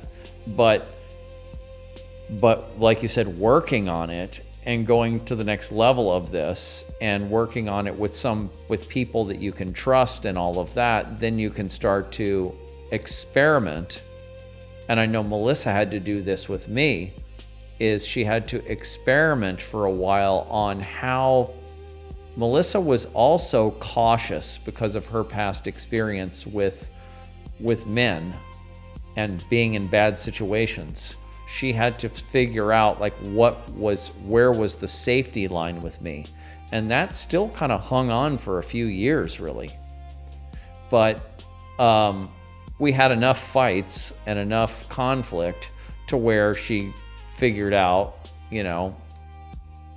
that you're safe. We can have a big old fight, and nothing unsafe is going to happen. It's just going to lead to us analyzing ourselves. And because that was the highest principle of the relationship, was that every conflict is going to lead to evolution and to self-analysis. And then, you're welcome, Dana. And then Gunnar says, I've always struggled with conflict and boundary setting, and I'm not a fighter. Well, look, here's a man right here who's saying this. Now, I was more like that. But then I have some, in my family, both sides are there. I got the people who are the fighters, and I got the people who are not the fighters. And when I was, in my 20s, 30s, I wasn't a fighter, and I didn't want to be involved in all that. But then I just developed more tolerance for it, and working with bands, being a musician and building bands and touring with bands and stuff. It's usually like 5 or maybe 6 men on the road together, all at different levels of maturity and different levels of consciousness. A lot of artists are traumatized. You have a lot of opportunities to get into conflicts with other men, even though they're not going to generally turn into knockout fights, because they don't want the band to break up. They want to keep going on the tour. They want to record the next album. They want to stay together. And so we usually, draw the line. Sometimes bands fight with each other physically, but usually they don't. But it can get very, very heated.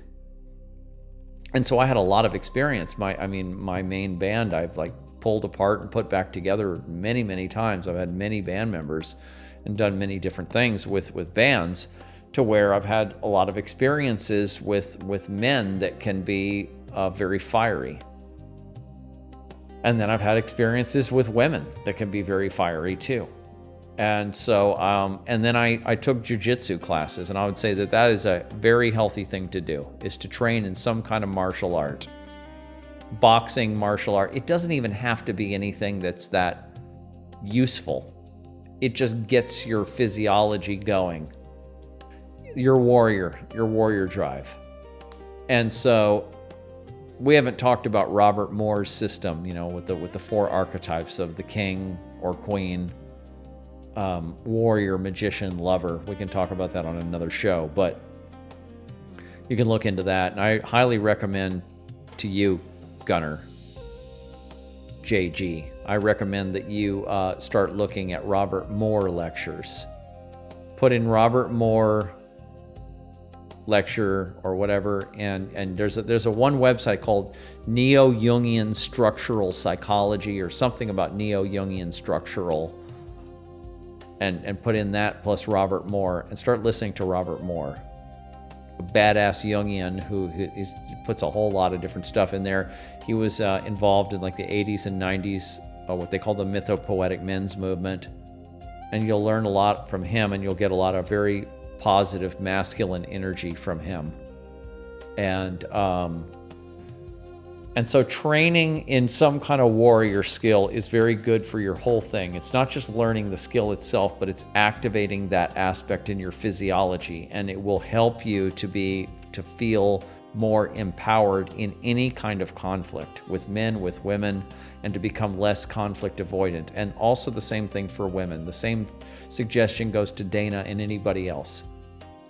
And for women, a lot of times you have these martial arts kind of self-defense classes that are kind of like a mixture of different martial arts that are just about protecting yourself on the street. And I think women should all do that. Women that weren't trained that way by their fathers, they should do that kind of training. Used to take kickboxing. Oh, there you go. Okay, well, that's really good. And so that's there. That's pretty much in the same category. But you will feel more confident if you develop some self-defense skills.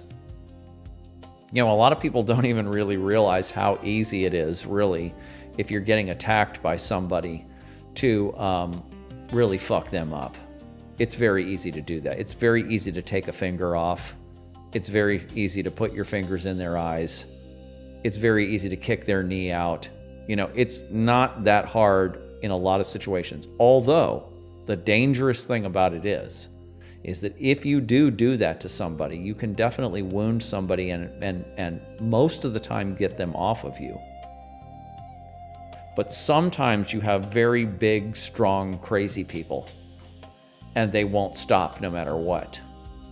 And then they will overpower you and stuff. So getting into fights in any is the kind of thing you don't want to do unless it's an absolute last resort. Save your life type thing.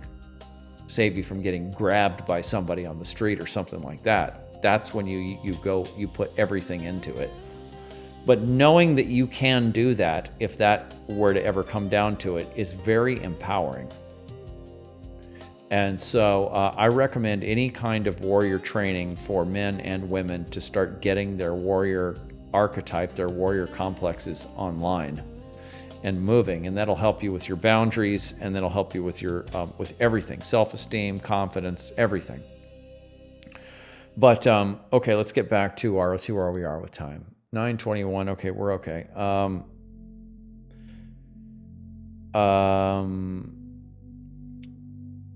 Your relationship, your alchemical relationship, is tested by the ability of both to tolerate conflict and to use it as a doorway into the complexes, into the parts. Yeah, this is sort of the master test. When you might get with somebody who says they want to have a conscious relationship, they want to evolve, and they're into psychology, psychospirituality, whatever it is, and then the complexes, as the relationship becomes more intimate, then the complexes, the parts, the inner child, Dana was calling her. And IFS is like just taking the inner child and breaking the inner child up into multiple children. But that you might have that kind of relationship with somebody and it seems like you're going in the right direction, but then conflict starts to come up because parts start to get triggered. And then people start tiptoeing and people start, it changes the whole situation. And people don't know how to handle conflict. And they don't have this basic alchemical ethic that Melissa and I intuitively developed, that when you find somebody else that is dedicated to this, you better stay in it. That that you cannot walk away from the conflicts and say, okay, I'm just not going to talk to him or her about that subject anymore. I'm just going to tiptoe around that subject. We're just not going to go there. And you have no-go zones in your relationship. No way. That's out. You cannot have no-go zones in these kinds of relationships. I know most people have that, but that's not what this is. There's no such thing as a no-go zone. Every zone is a go zone. But you do have to figure out how to approach different sensitive subjects, different things that trigger parts, and you have to go into them very delicately and carefully. And it can't just be one person saying to the other person, I think we need to go into this experience that you had, this old trauma of yours, this feeling. I think we need to go into this. And then the other person saying, no, I'm not going to do that. Or, yeah, we'll do it later, and then never doing it. You can't have that. Both people have to be into this. They have to both know, okay, yes, we have to go into this. We found something. We found something in me, and we got to go into it. And I have this other person that loves me that's going to help me with this. So let's do it. And then you just have to say, well, here's how I think we should approach, and here's how we have to be delicate. And then you have to volunteer yourself to go into something that is delicate and maybe dangerous. But you have to. That's how this relationship works. So you have to have the ability to use the conflict as the doorway into the parts and into the feelings. And then, like I was describing earlier, processing the feelings.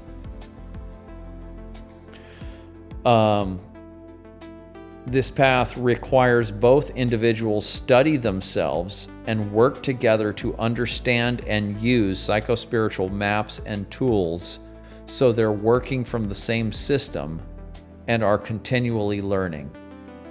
You can come from your own background. Like one person could be more a Jungian person or no IFS and the other person doesn't, and they're more a spiritual, new agey kind of person or a Christian or whatever it is. You can have people coming from different backgrounds and all of that.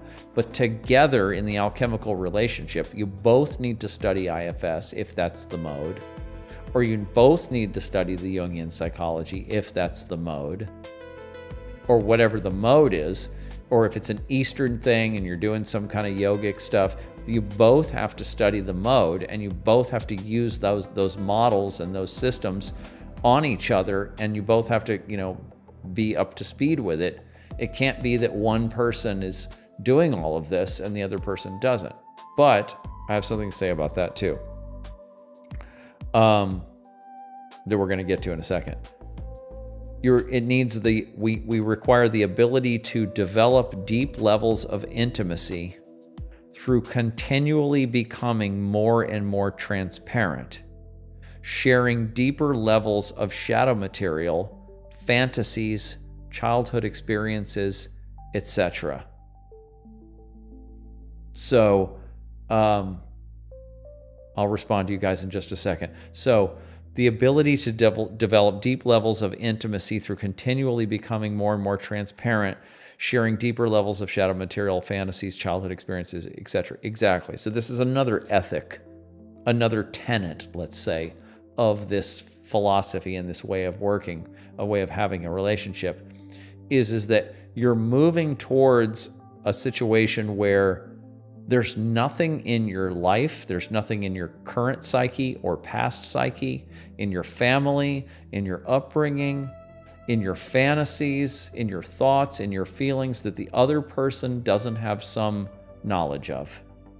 There's no secrets. Everything is on the table. Doesn't mean that the other person literally knows everything about your past and all of that, but everything where there was ever energy, wherever there's something where there's energy, where there's a complex, or where there's any kind of energy of any kind, good, bad, we haven't really, the golden shadow, right? The good stuff, that your dreams and fantasies of what you could do. The other person needs to know all that stuff. Everything needs to be put on the table in some degree or another, so that there's total and complete transparency. And then there's no, like I said, no no-go zones. Everything's open, and it feels so amazing to never have to worry about or never have to think that you don't know the other person, that you don't know how they're going to respond, or that you don't have full trust in them, or that you feel that they're blocking something, or that they can't quite know you because they can't quite know themselves, and all this kind of stuff. That's not happening in this relationship. It's totally transparent. So that's another tenet of this. Complete and total, over time, development of total transparency. I was going to comment with you guys here. Gunnar says, I was born with bad hips. I live with a lot of pain. What should I do to develop my warrior? Well, earlier in the show, I was born with bad eyes, so to speak, right? And my vision is crap. And so I have to do workarounds with that. It could be a lot worse. It's like I have to feel blessed in that that my the one area where I'm kind of physically deficient is to some degree correctable. I can drive and I can read and all of that, but I still have issues. But you have to look, like we were talking about earlier with the beliefs, especially about illnesses and physical symptoms and ailments. You have to trace that down to the part that says those things and that holds those beliefs. Even though you may have, the doctor might have said you have bad hips, but start looking at John Sarno's work. Look at The Divided Mind by John Sarno. That's going to be a good one for you. realize that the body can develop in all kinds of ways that are supposedly physically pathological or in some way misaligned or out of balance, but that doesn't always get in the way, right? John Sarno was a rehabilitation doctor, and he noticed that half the people that came in that had pain didn't have anything physically wrong with them. And then he started looking at studies from Scandinavia that showed all these people that had something terribly wrong with their back or something with their bones or something, and they had no pain.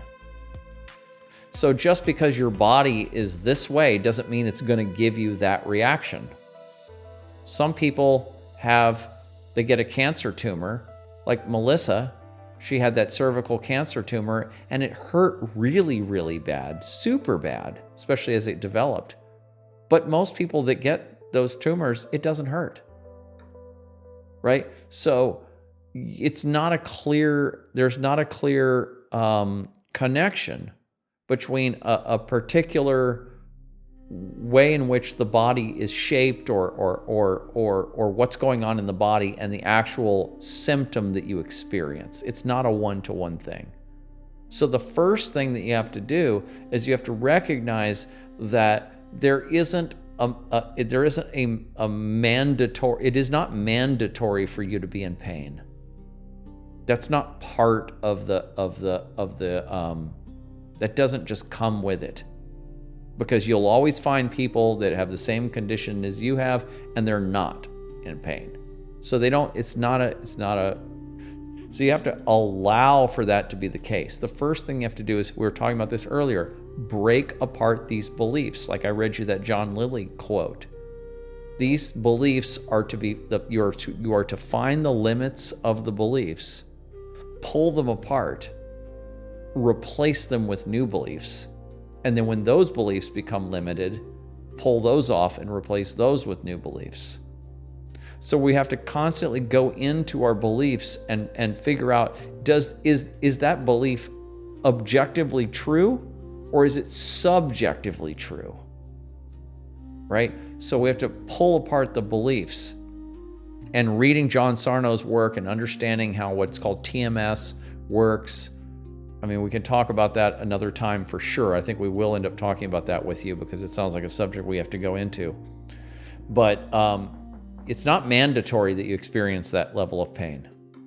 And so we have to now trace that back to the complex, to the intergenerational complex that you inherited that is tied up maybe with a physical thing that's real.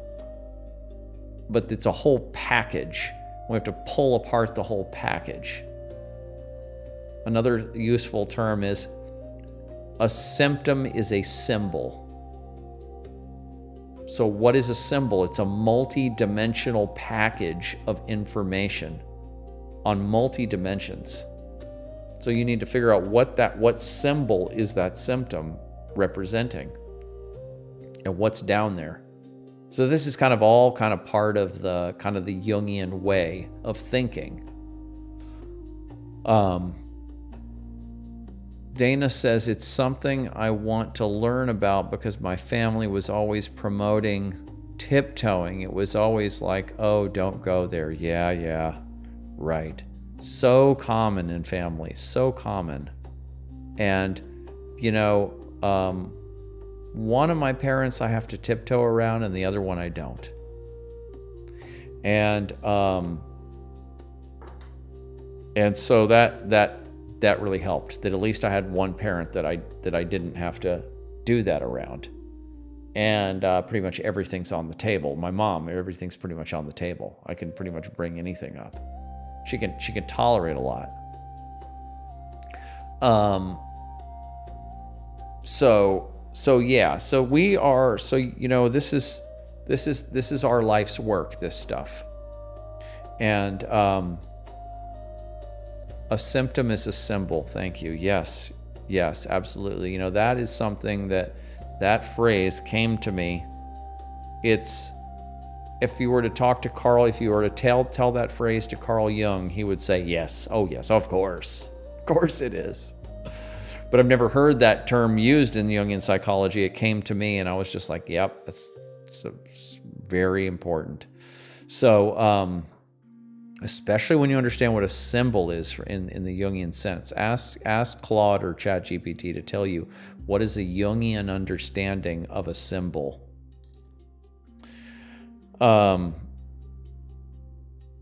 So, where are we on our list here? The ability to become empathic enough to be able to feel the other person's experiences and resonate with their psychic field to where both hearts open. And as you do this work, as you do the shadow work, as you do the emotional processing work, as you start becoming more and more transparent with yourself and with your partner, you start doing the IFS, you start naming your parts and talking to your parts and pulling apart your conflicts. As you start doing that, your whole heart complex, your whole system, your whole compassion system, your lover, it's called Robert Moore's system. It's the lover archetype. Turns on and gets much more developed. And then you like, I know this from the 12 years I had with Melissa and then the year and a half so far since, of the grieving and all of that, my relational, feeling and empathic capacity it's like 3-4 times what it was before. So this work opens that all up, and then you can actually be with people not just at the understanding level, but that you can be with people at the feeling level. And this is its own practice. This is its own. Some people can already do this. Women, again,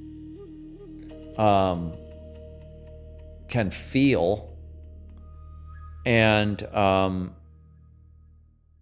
but being able to kind of, you might have cognitive boundaries around with people, but your feeling boundaries might be spilling. You might be spilling your feelings. Your feelings might be spilling. Your empathy might be spilling. And so just because you opened up and you have access now doesn't mean you're balanced. So I'm way more open than I ever was in my heart, in my feeling state, but I find myself spilling, right? So now I have to kind of learn, and spilling feels good, actually. It's like the lover complex gets high on this, on spilling the lover energy, which is not just sex, it's relationality into other people. So that happens to you a lot, what, the spillage? Yeah. So very, and you're in the field of mental health, and that's nursing and all of that kind of stuff. It's where you have people that have access to compassion and that mothering archetype, the mother archetype, get involved in that field. And then you can use that energy, and it feels really good to use that energy, and people, it heals people. Love heals people, but it's also,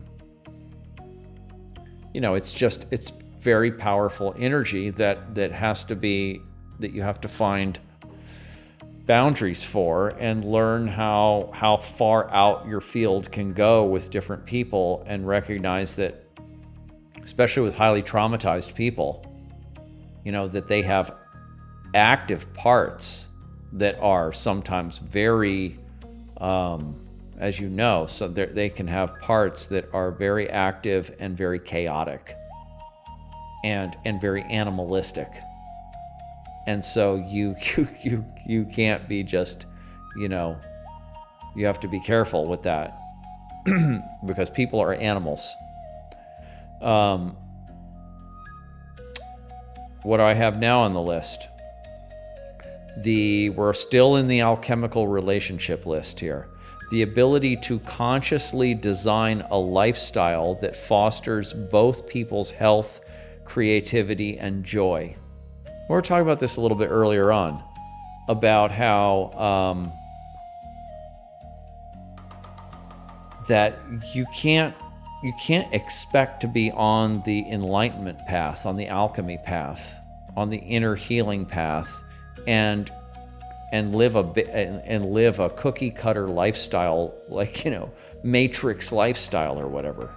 You have to be an artist and life artist about it, and you have to design a custom lifestyle for yourself, and you're going to have to take some hits in terms of materialism, right?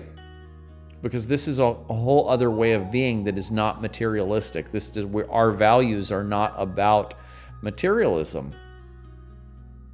This is not, you need to have a car to get from point A to point B, but it's not a value that really matters more than relationships, more than waking up, more than growing up, more than maturing, more than developing your compassion, more than healing your boundary issues and all the stuff we've been talking about here.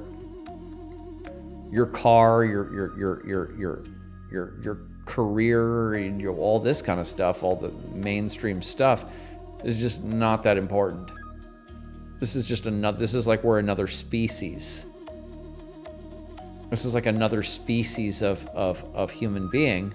This is a spiritual sort of subspecies of human being that has a different, and you have to recognize that you are a different kind of human being, and you're sort of plopped in the middle of this world, of this modern materialistic matrix world or whatever, and you're an outsider to that world to some degree. You may be, you may even be relatively balanced within it in one way or another, and hopefully you are. It's good if you can actually be somewhat adjusted to the world and have functions and social functions and work and all of that kind of stuff that is working for you and is normal. That's good to have some normality and to fit into the society in some way that's basic. But you're always going to have to recognize that you're not a basic person, that what you're doing is different from almost everybody else at this stage in the game, so to speak. Dana says, yes, it goes with the territory. I was a nursing assistant for many years, and yes, absolutely, learning emotional boundaries is important to, especially, depends on the scenario. Yes, intrinsic value, non-tangible. Yeah, okay, yeah, two things there. When Melissa was sick is when I really kind of got more familiar with the nursing profession, and I kind of I had kind of a negative view of the modern medical system and doctors and all of that, and my view of doctors actually hasn't changed, but my view of nurses is completely different. And I realized that the nurses are the real badasses in a way. They're the ones who are at the ground level. They're the ones who have to empathically relate to patients. They're the ones that have to do the dirty work. They're the ones who have to tolerate all the parts that are acting out when someone's hurting. They're the ones that have to maintain empathy and stay connected to their heart. That's why they're often women, not always, but often, and so they're working super hard. And then the doctors are kind of just like floating in there and like getting updated by the nurses and stuff, and kind of just coming in on their little cloud, and they can be just really kind of disconnected. Not, the old school doctor of the general practitioner is a different phenomenon altogether. The corporate, HMO doctor is what I'm talking about here. And it's just like, wow. It's like, I don't want to get into that, but But nurses are amazing. So, what would we do without nurses, really? It's like saying, what would we do without mothers? So, and then yes, intrinsic value, non-tangible. Yeah, our life and our values are like, yeah, they're human. I would say psycho-spiritual, but they're very human. That's a good question. Is how do I actually qualify? How do I, in language, qualify these kinds of values? Like, I think to the integral system, and I'm like thinking lower left-hand quadrant. That doesn't mean anything to most people, but yeah, these are the values of relationship and morality and spirituality, and those kinds of values are what are more important than material. Intrinsic rewards, yeah, rewards that are intrinsic, that are built into your psychic system. Okay, let's keep going down the list here. The courage to live a lifestyle outside the mainstream and be comfortable as an outsider. So we kind of just talked about that, to whatever degree.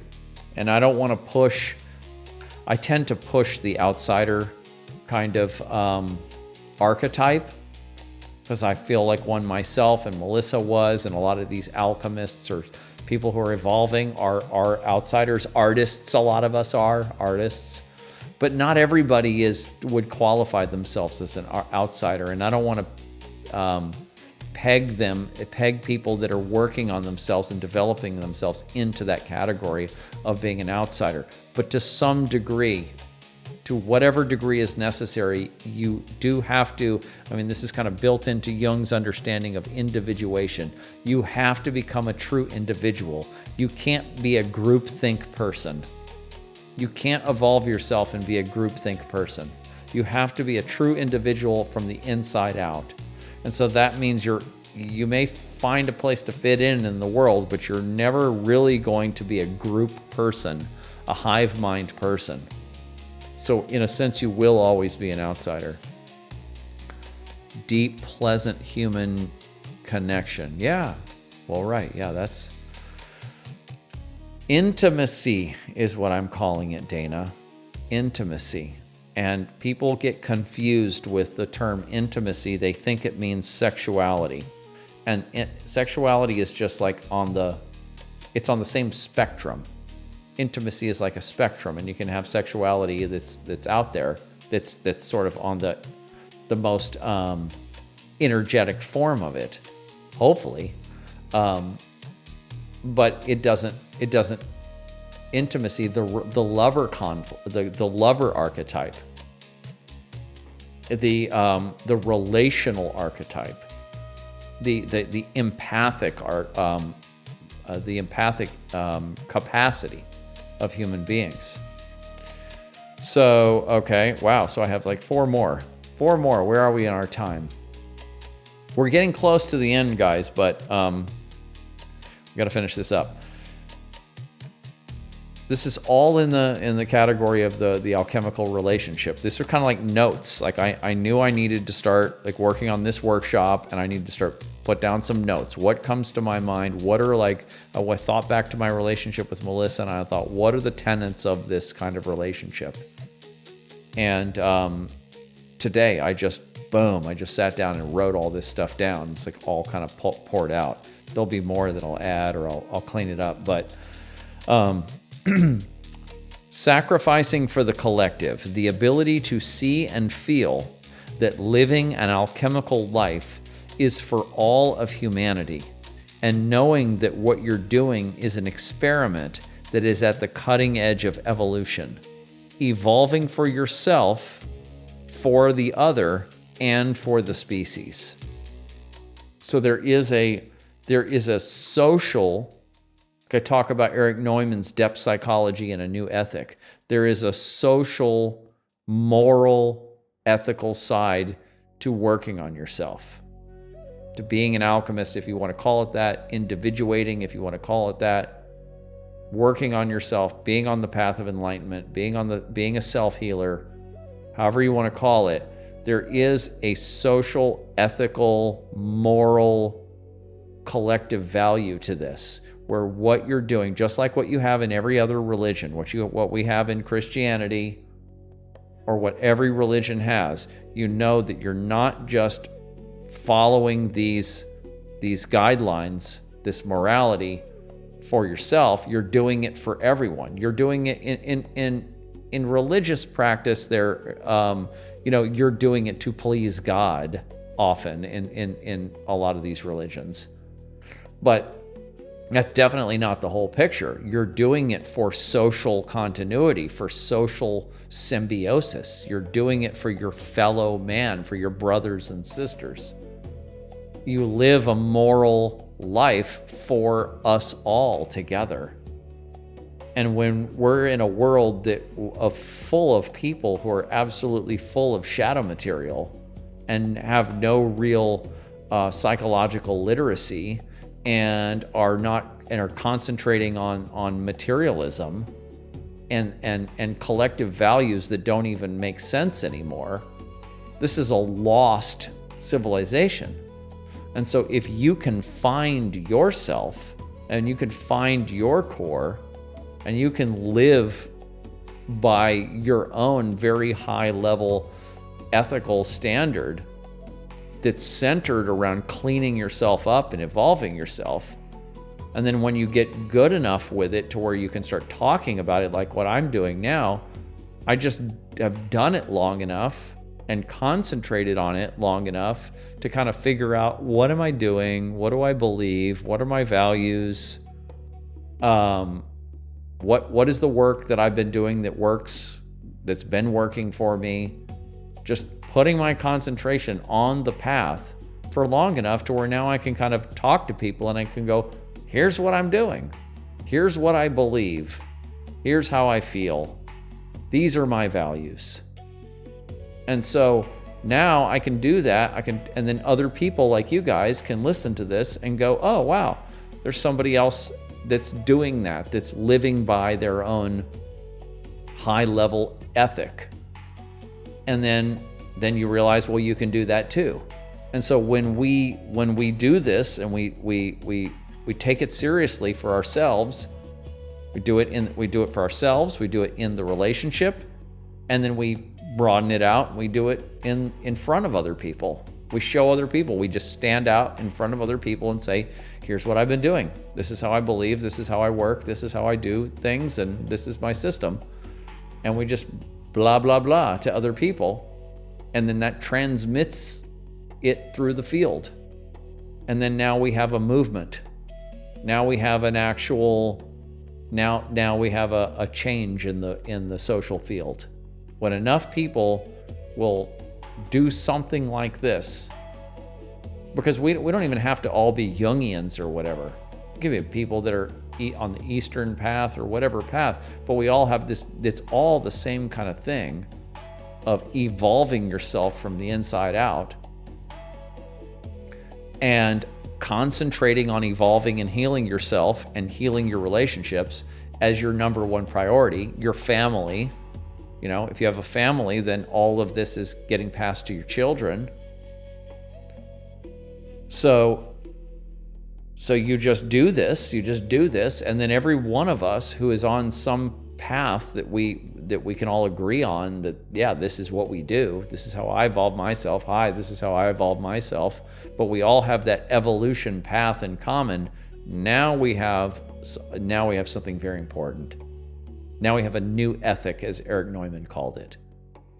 A new ethic that we keep the old Judeo-Christian morality, but then we add this new ethic of working on yourself, of cleaning yourself up, of healing yourself, and that becomes our new priority. Then we have a whole new ethic, and then we don't have to all agree on exactly how it's done. That doesn't matter. It's just that we are doing it. So it's for everyone too. So there's different levels, there's different spheres, the personal, the relational, and the social.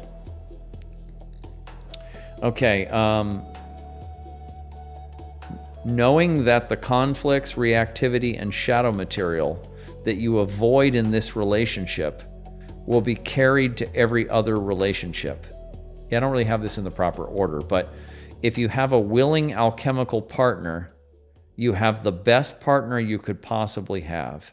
Right. This is, if you have somebody that'll do this with you, you better take advantage of it, because you're going to carry your junk into every other relationship. There's no better relationship than the one you have right now.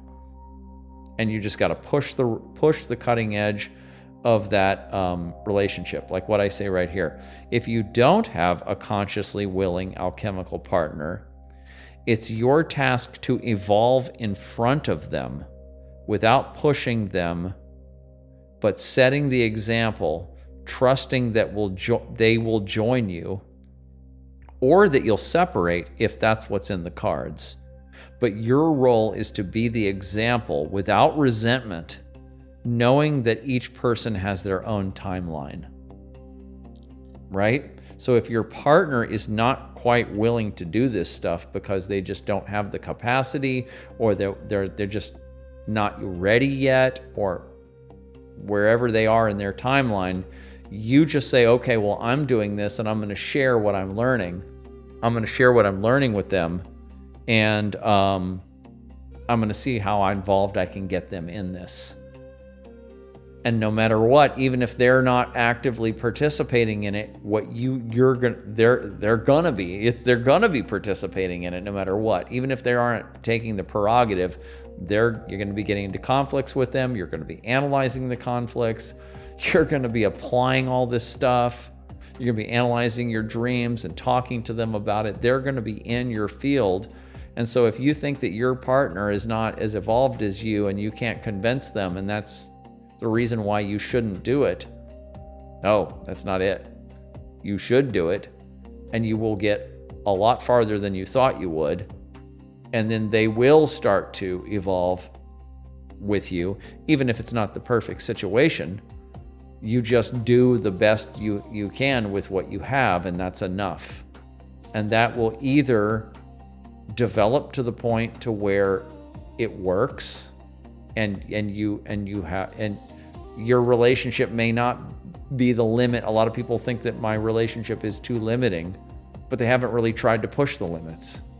So it isn't till you try to push the limits that you find out where it is, and you have to be very careful with doing that and very patient with doing that. But if you're doing that, and then you will see what those limits are, what the relationship can become.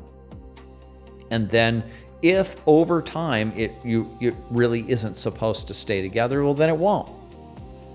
But you will have evolved to you will have done a lot of evolving in the container of any relationship that will stay together at all while you're doing this is an evolving relationship to some degree.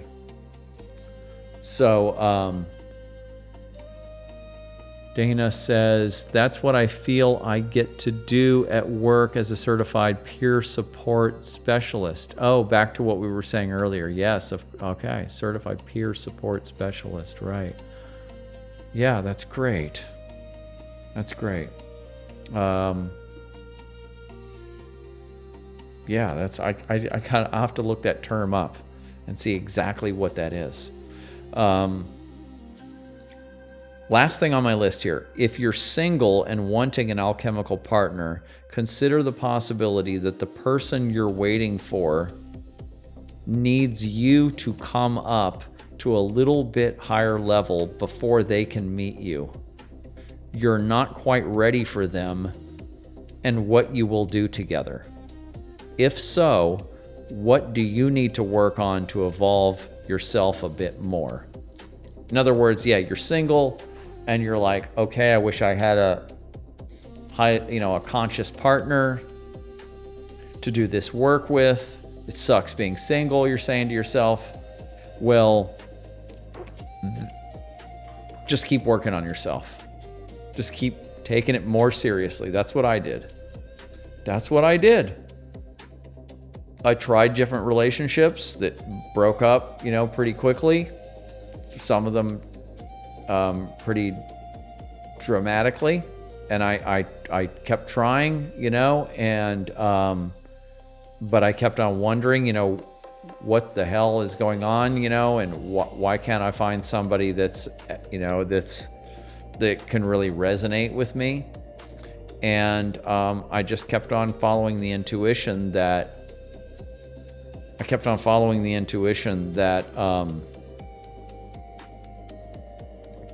that I have to wake up more. I have to do more shadow work. I have to wake up more. I have to become less reactive. I have to learn about myself more than I already know. And I just kept staying with it. And I kept reading the Jungian psychology and the other stuff, and I just kept on the path. And I just kept self-analyzing, and like just having fights with people, roommates or band members and stuff, and learning, or family members, and learning from those conflicts and looking at them and going, what just happened? What part of me got involved? And why am I like this? And I just kept on evolving and questioning and becoming more and more aware of what's inside of me. And I just kept taking it seriously. And I used other things too. I used intuitive sciences. I used I Ching and tarot and dowsing. I used all kinds of stuff. And I just stayed on it. And then eventually somebody showed up who could match me. Somebody showed up who said, yeah, I'm where you are. I'm messed up too, but I've been studying long enough to know, Melissa was older than me, actually.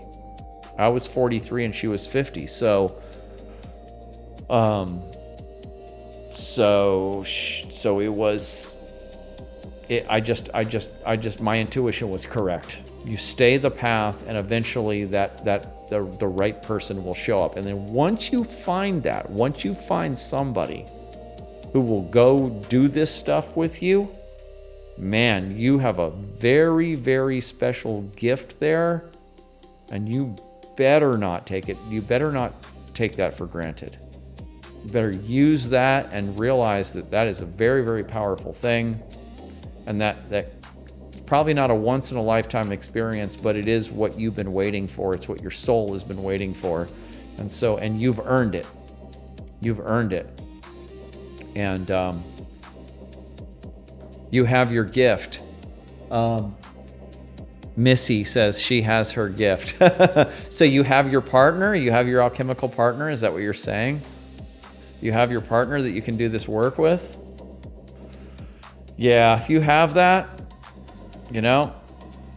let's see what you're saying here. I'm going to put my glasses back on and off here. You're the kindest human ever. That's wonderful. Now let me ask you, Missy, are you guys working on yourselves? Are you guys evolving together? Are you studying psychospirituality? Are you taking apart each other's complexes and figuring out where you're wounded and cleaning up your inner parts and doing all that kind of stuff? Yes. Okay, great. Yes. Great. So just know that you have a very, very good thing there, and that you haven't even found what the limits of it are yet.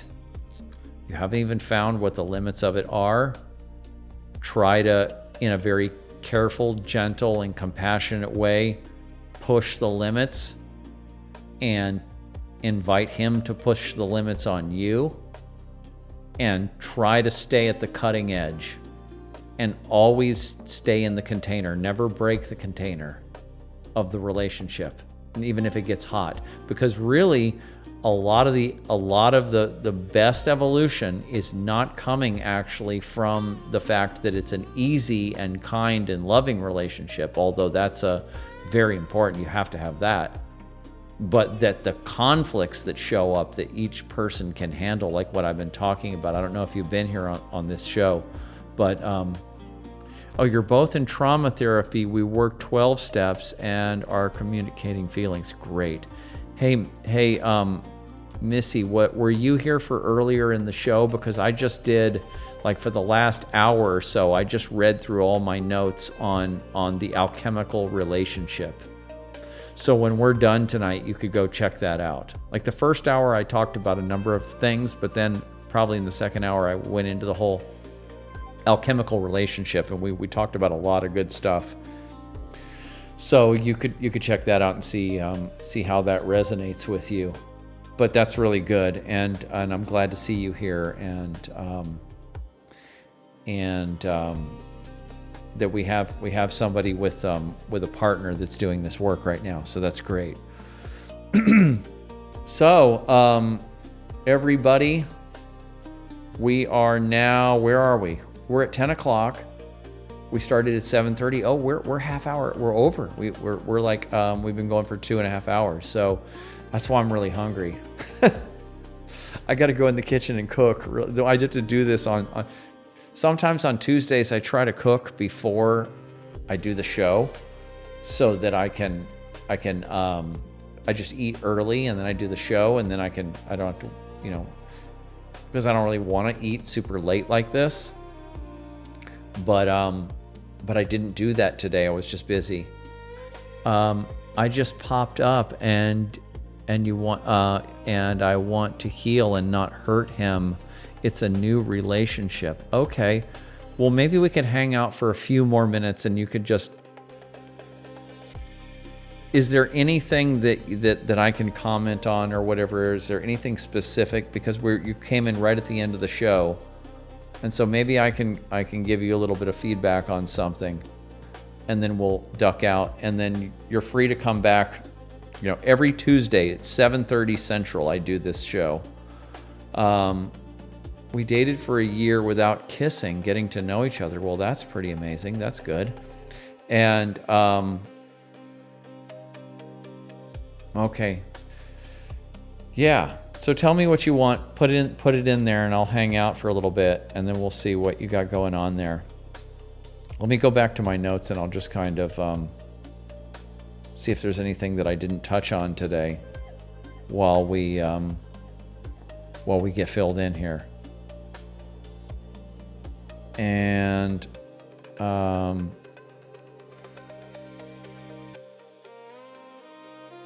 just how to stop. Oh, the fight or flight when I feel the past. Okay. Tell me one more thing on that subject, and then I'll comment. Yeah. The fight or flight when you feel the past. Yeah, so, yeah, I really do think you should go back and listen to this whole program, actually, for today. This will be good. You guys could both listen to it, actually, if you want to. Because we're talking here about Jungian psychology, but a lot. But today we talked a lot about internal family systems and getting to know the parts of you, the exiled parts, the dissociated parts, the inner child parts that got hurt in the first place and that are still hurting. And so we're learning how to talk to those parts. We're learning how to figure out what they're made of, where they came from, what their beliefs are, because we are a multiplicity. We are many parts. We are an internal family, and not always is the internal family on the same page.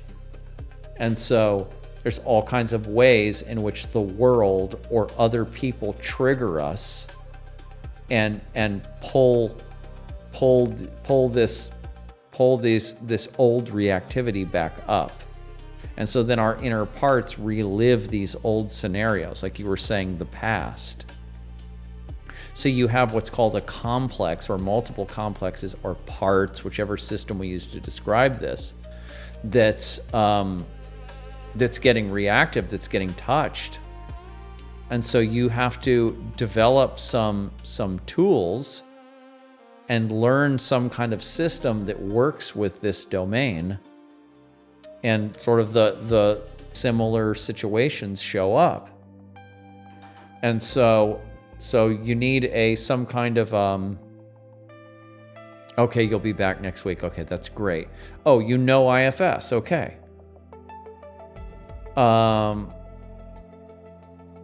Oh, good. Okay, you said you have many tools. However, it's the defiant part. She just doesn't listen. Okay, we're gonna work with her. What's your name? What's the adult Missy's name? Is it Melissa? Is that your name?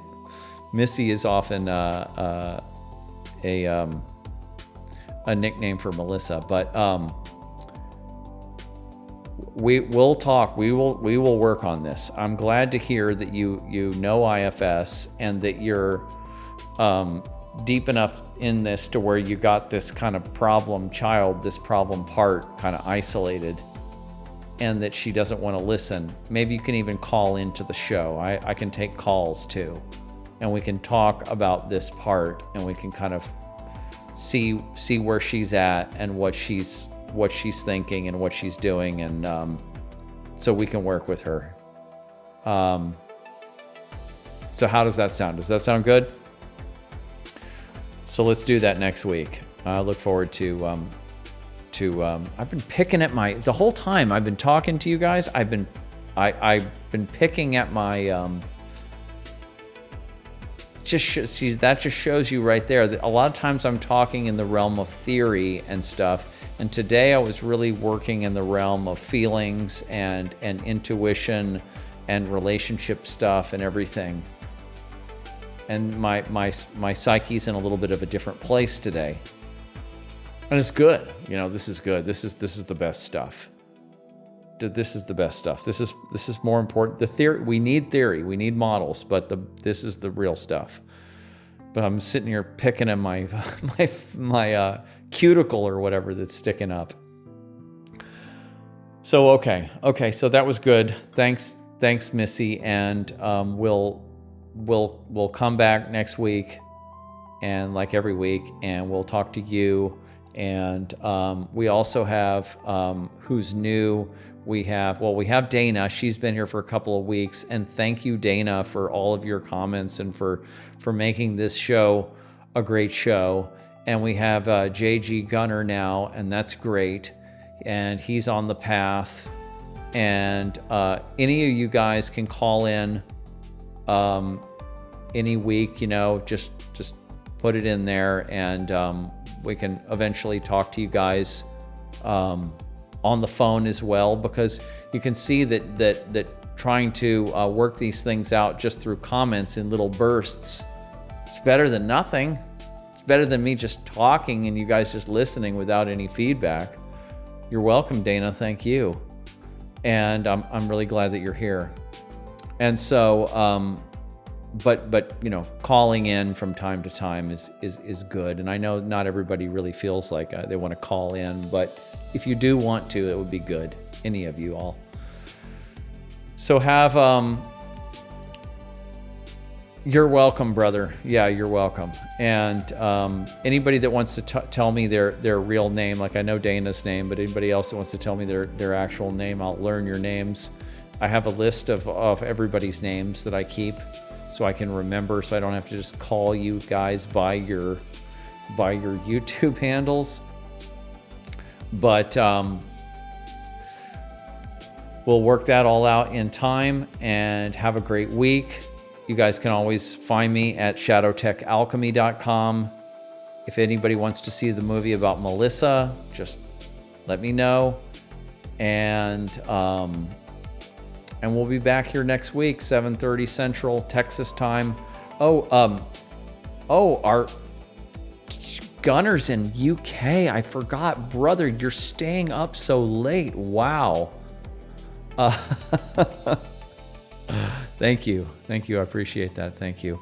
Dana says that would be cool to call in sometime. I want to learn about the Defiant Inner Child too. I have one of those. Oh man. Okay. Please, let's do it. You want to do it next week? All you have to do well, just before we go, 4 a.m. Yeah, thanks for staying up. And we'll, if you know anybody else that's in the UK or anybody else that's on European time and that they would like this show, let them know, because when I can get a handful of people, we can start doing at least once a month. We can start doing a show that'll fit in with that timeline. Oh yeah, your name is Melissa. I don't go by your name anymore. Yeah, so my late wife, and you'll find out if you hang out here, Melissa Mari, M-A-R-I, movie.com, melissamarimovie.com. You can see the trailer there. It's also on the YouTube channel. You'll find out if you hang out here. You know, I had a whole life with Melissa. She's not with us anymore. And so now I'm going on without her. And very, very powerful, shamanic, mystic artist woman. Just most incredible performance artist you ever met.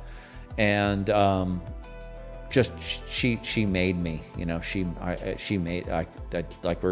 have your relationship, your alchemical relationship. That's what we had. And all my work is, you know, I mean, I was doing this before her, but since her, man, she just made me.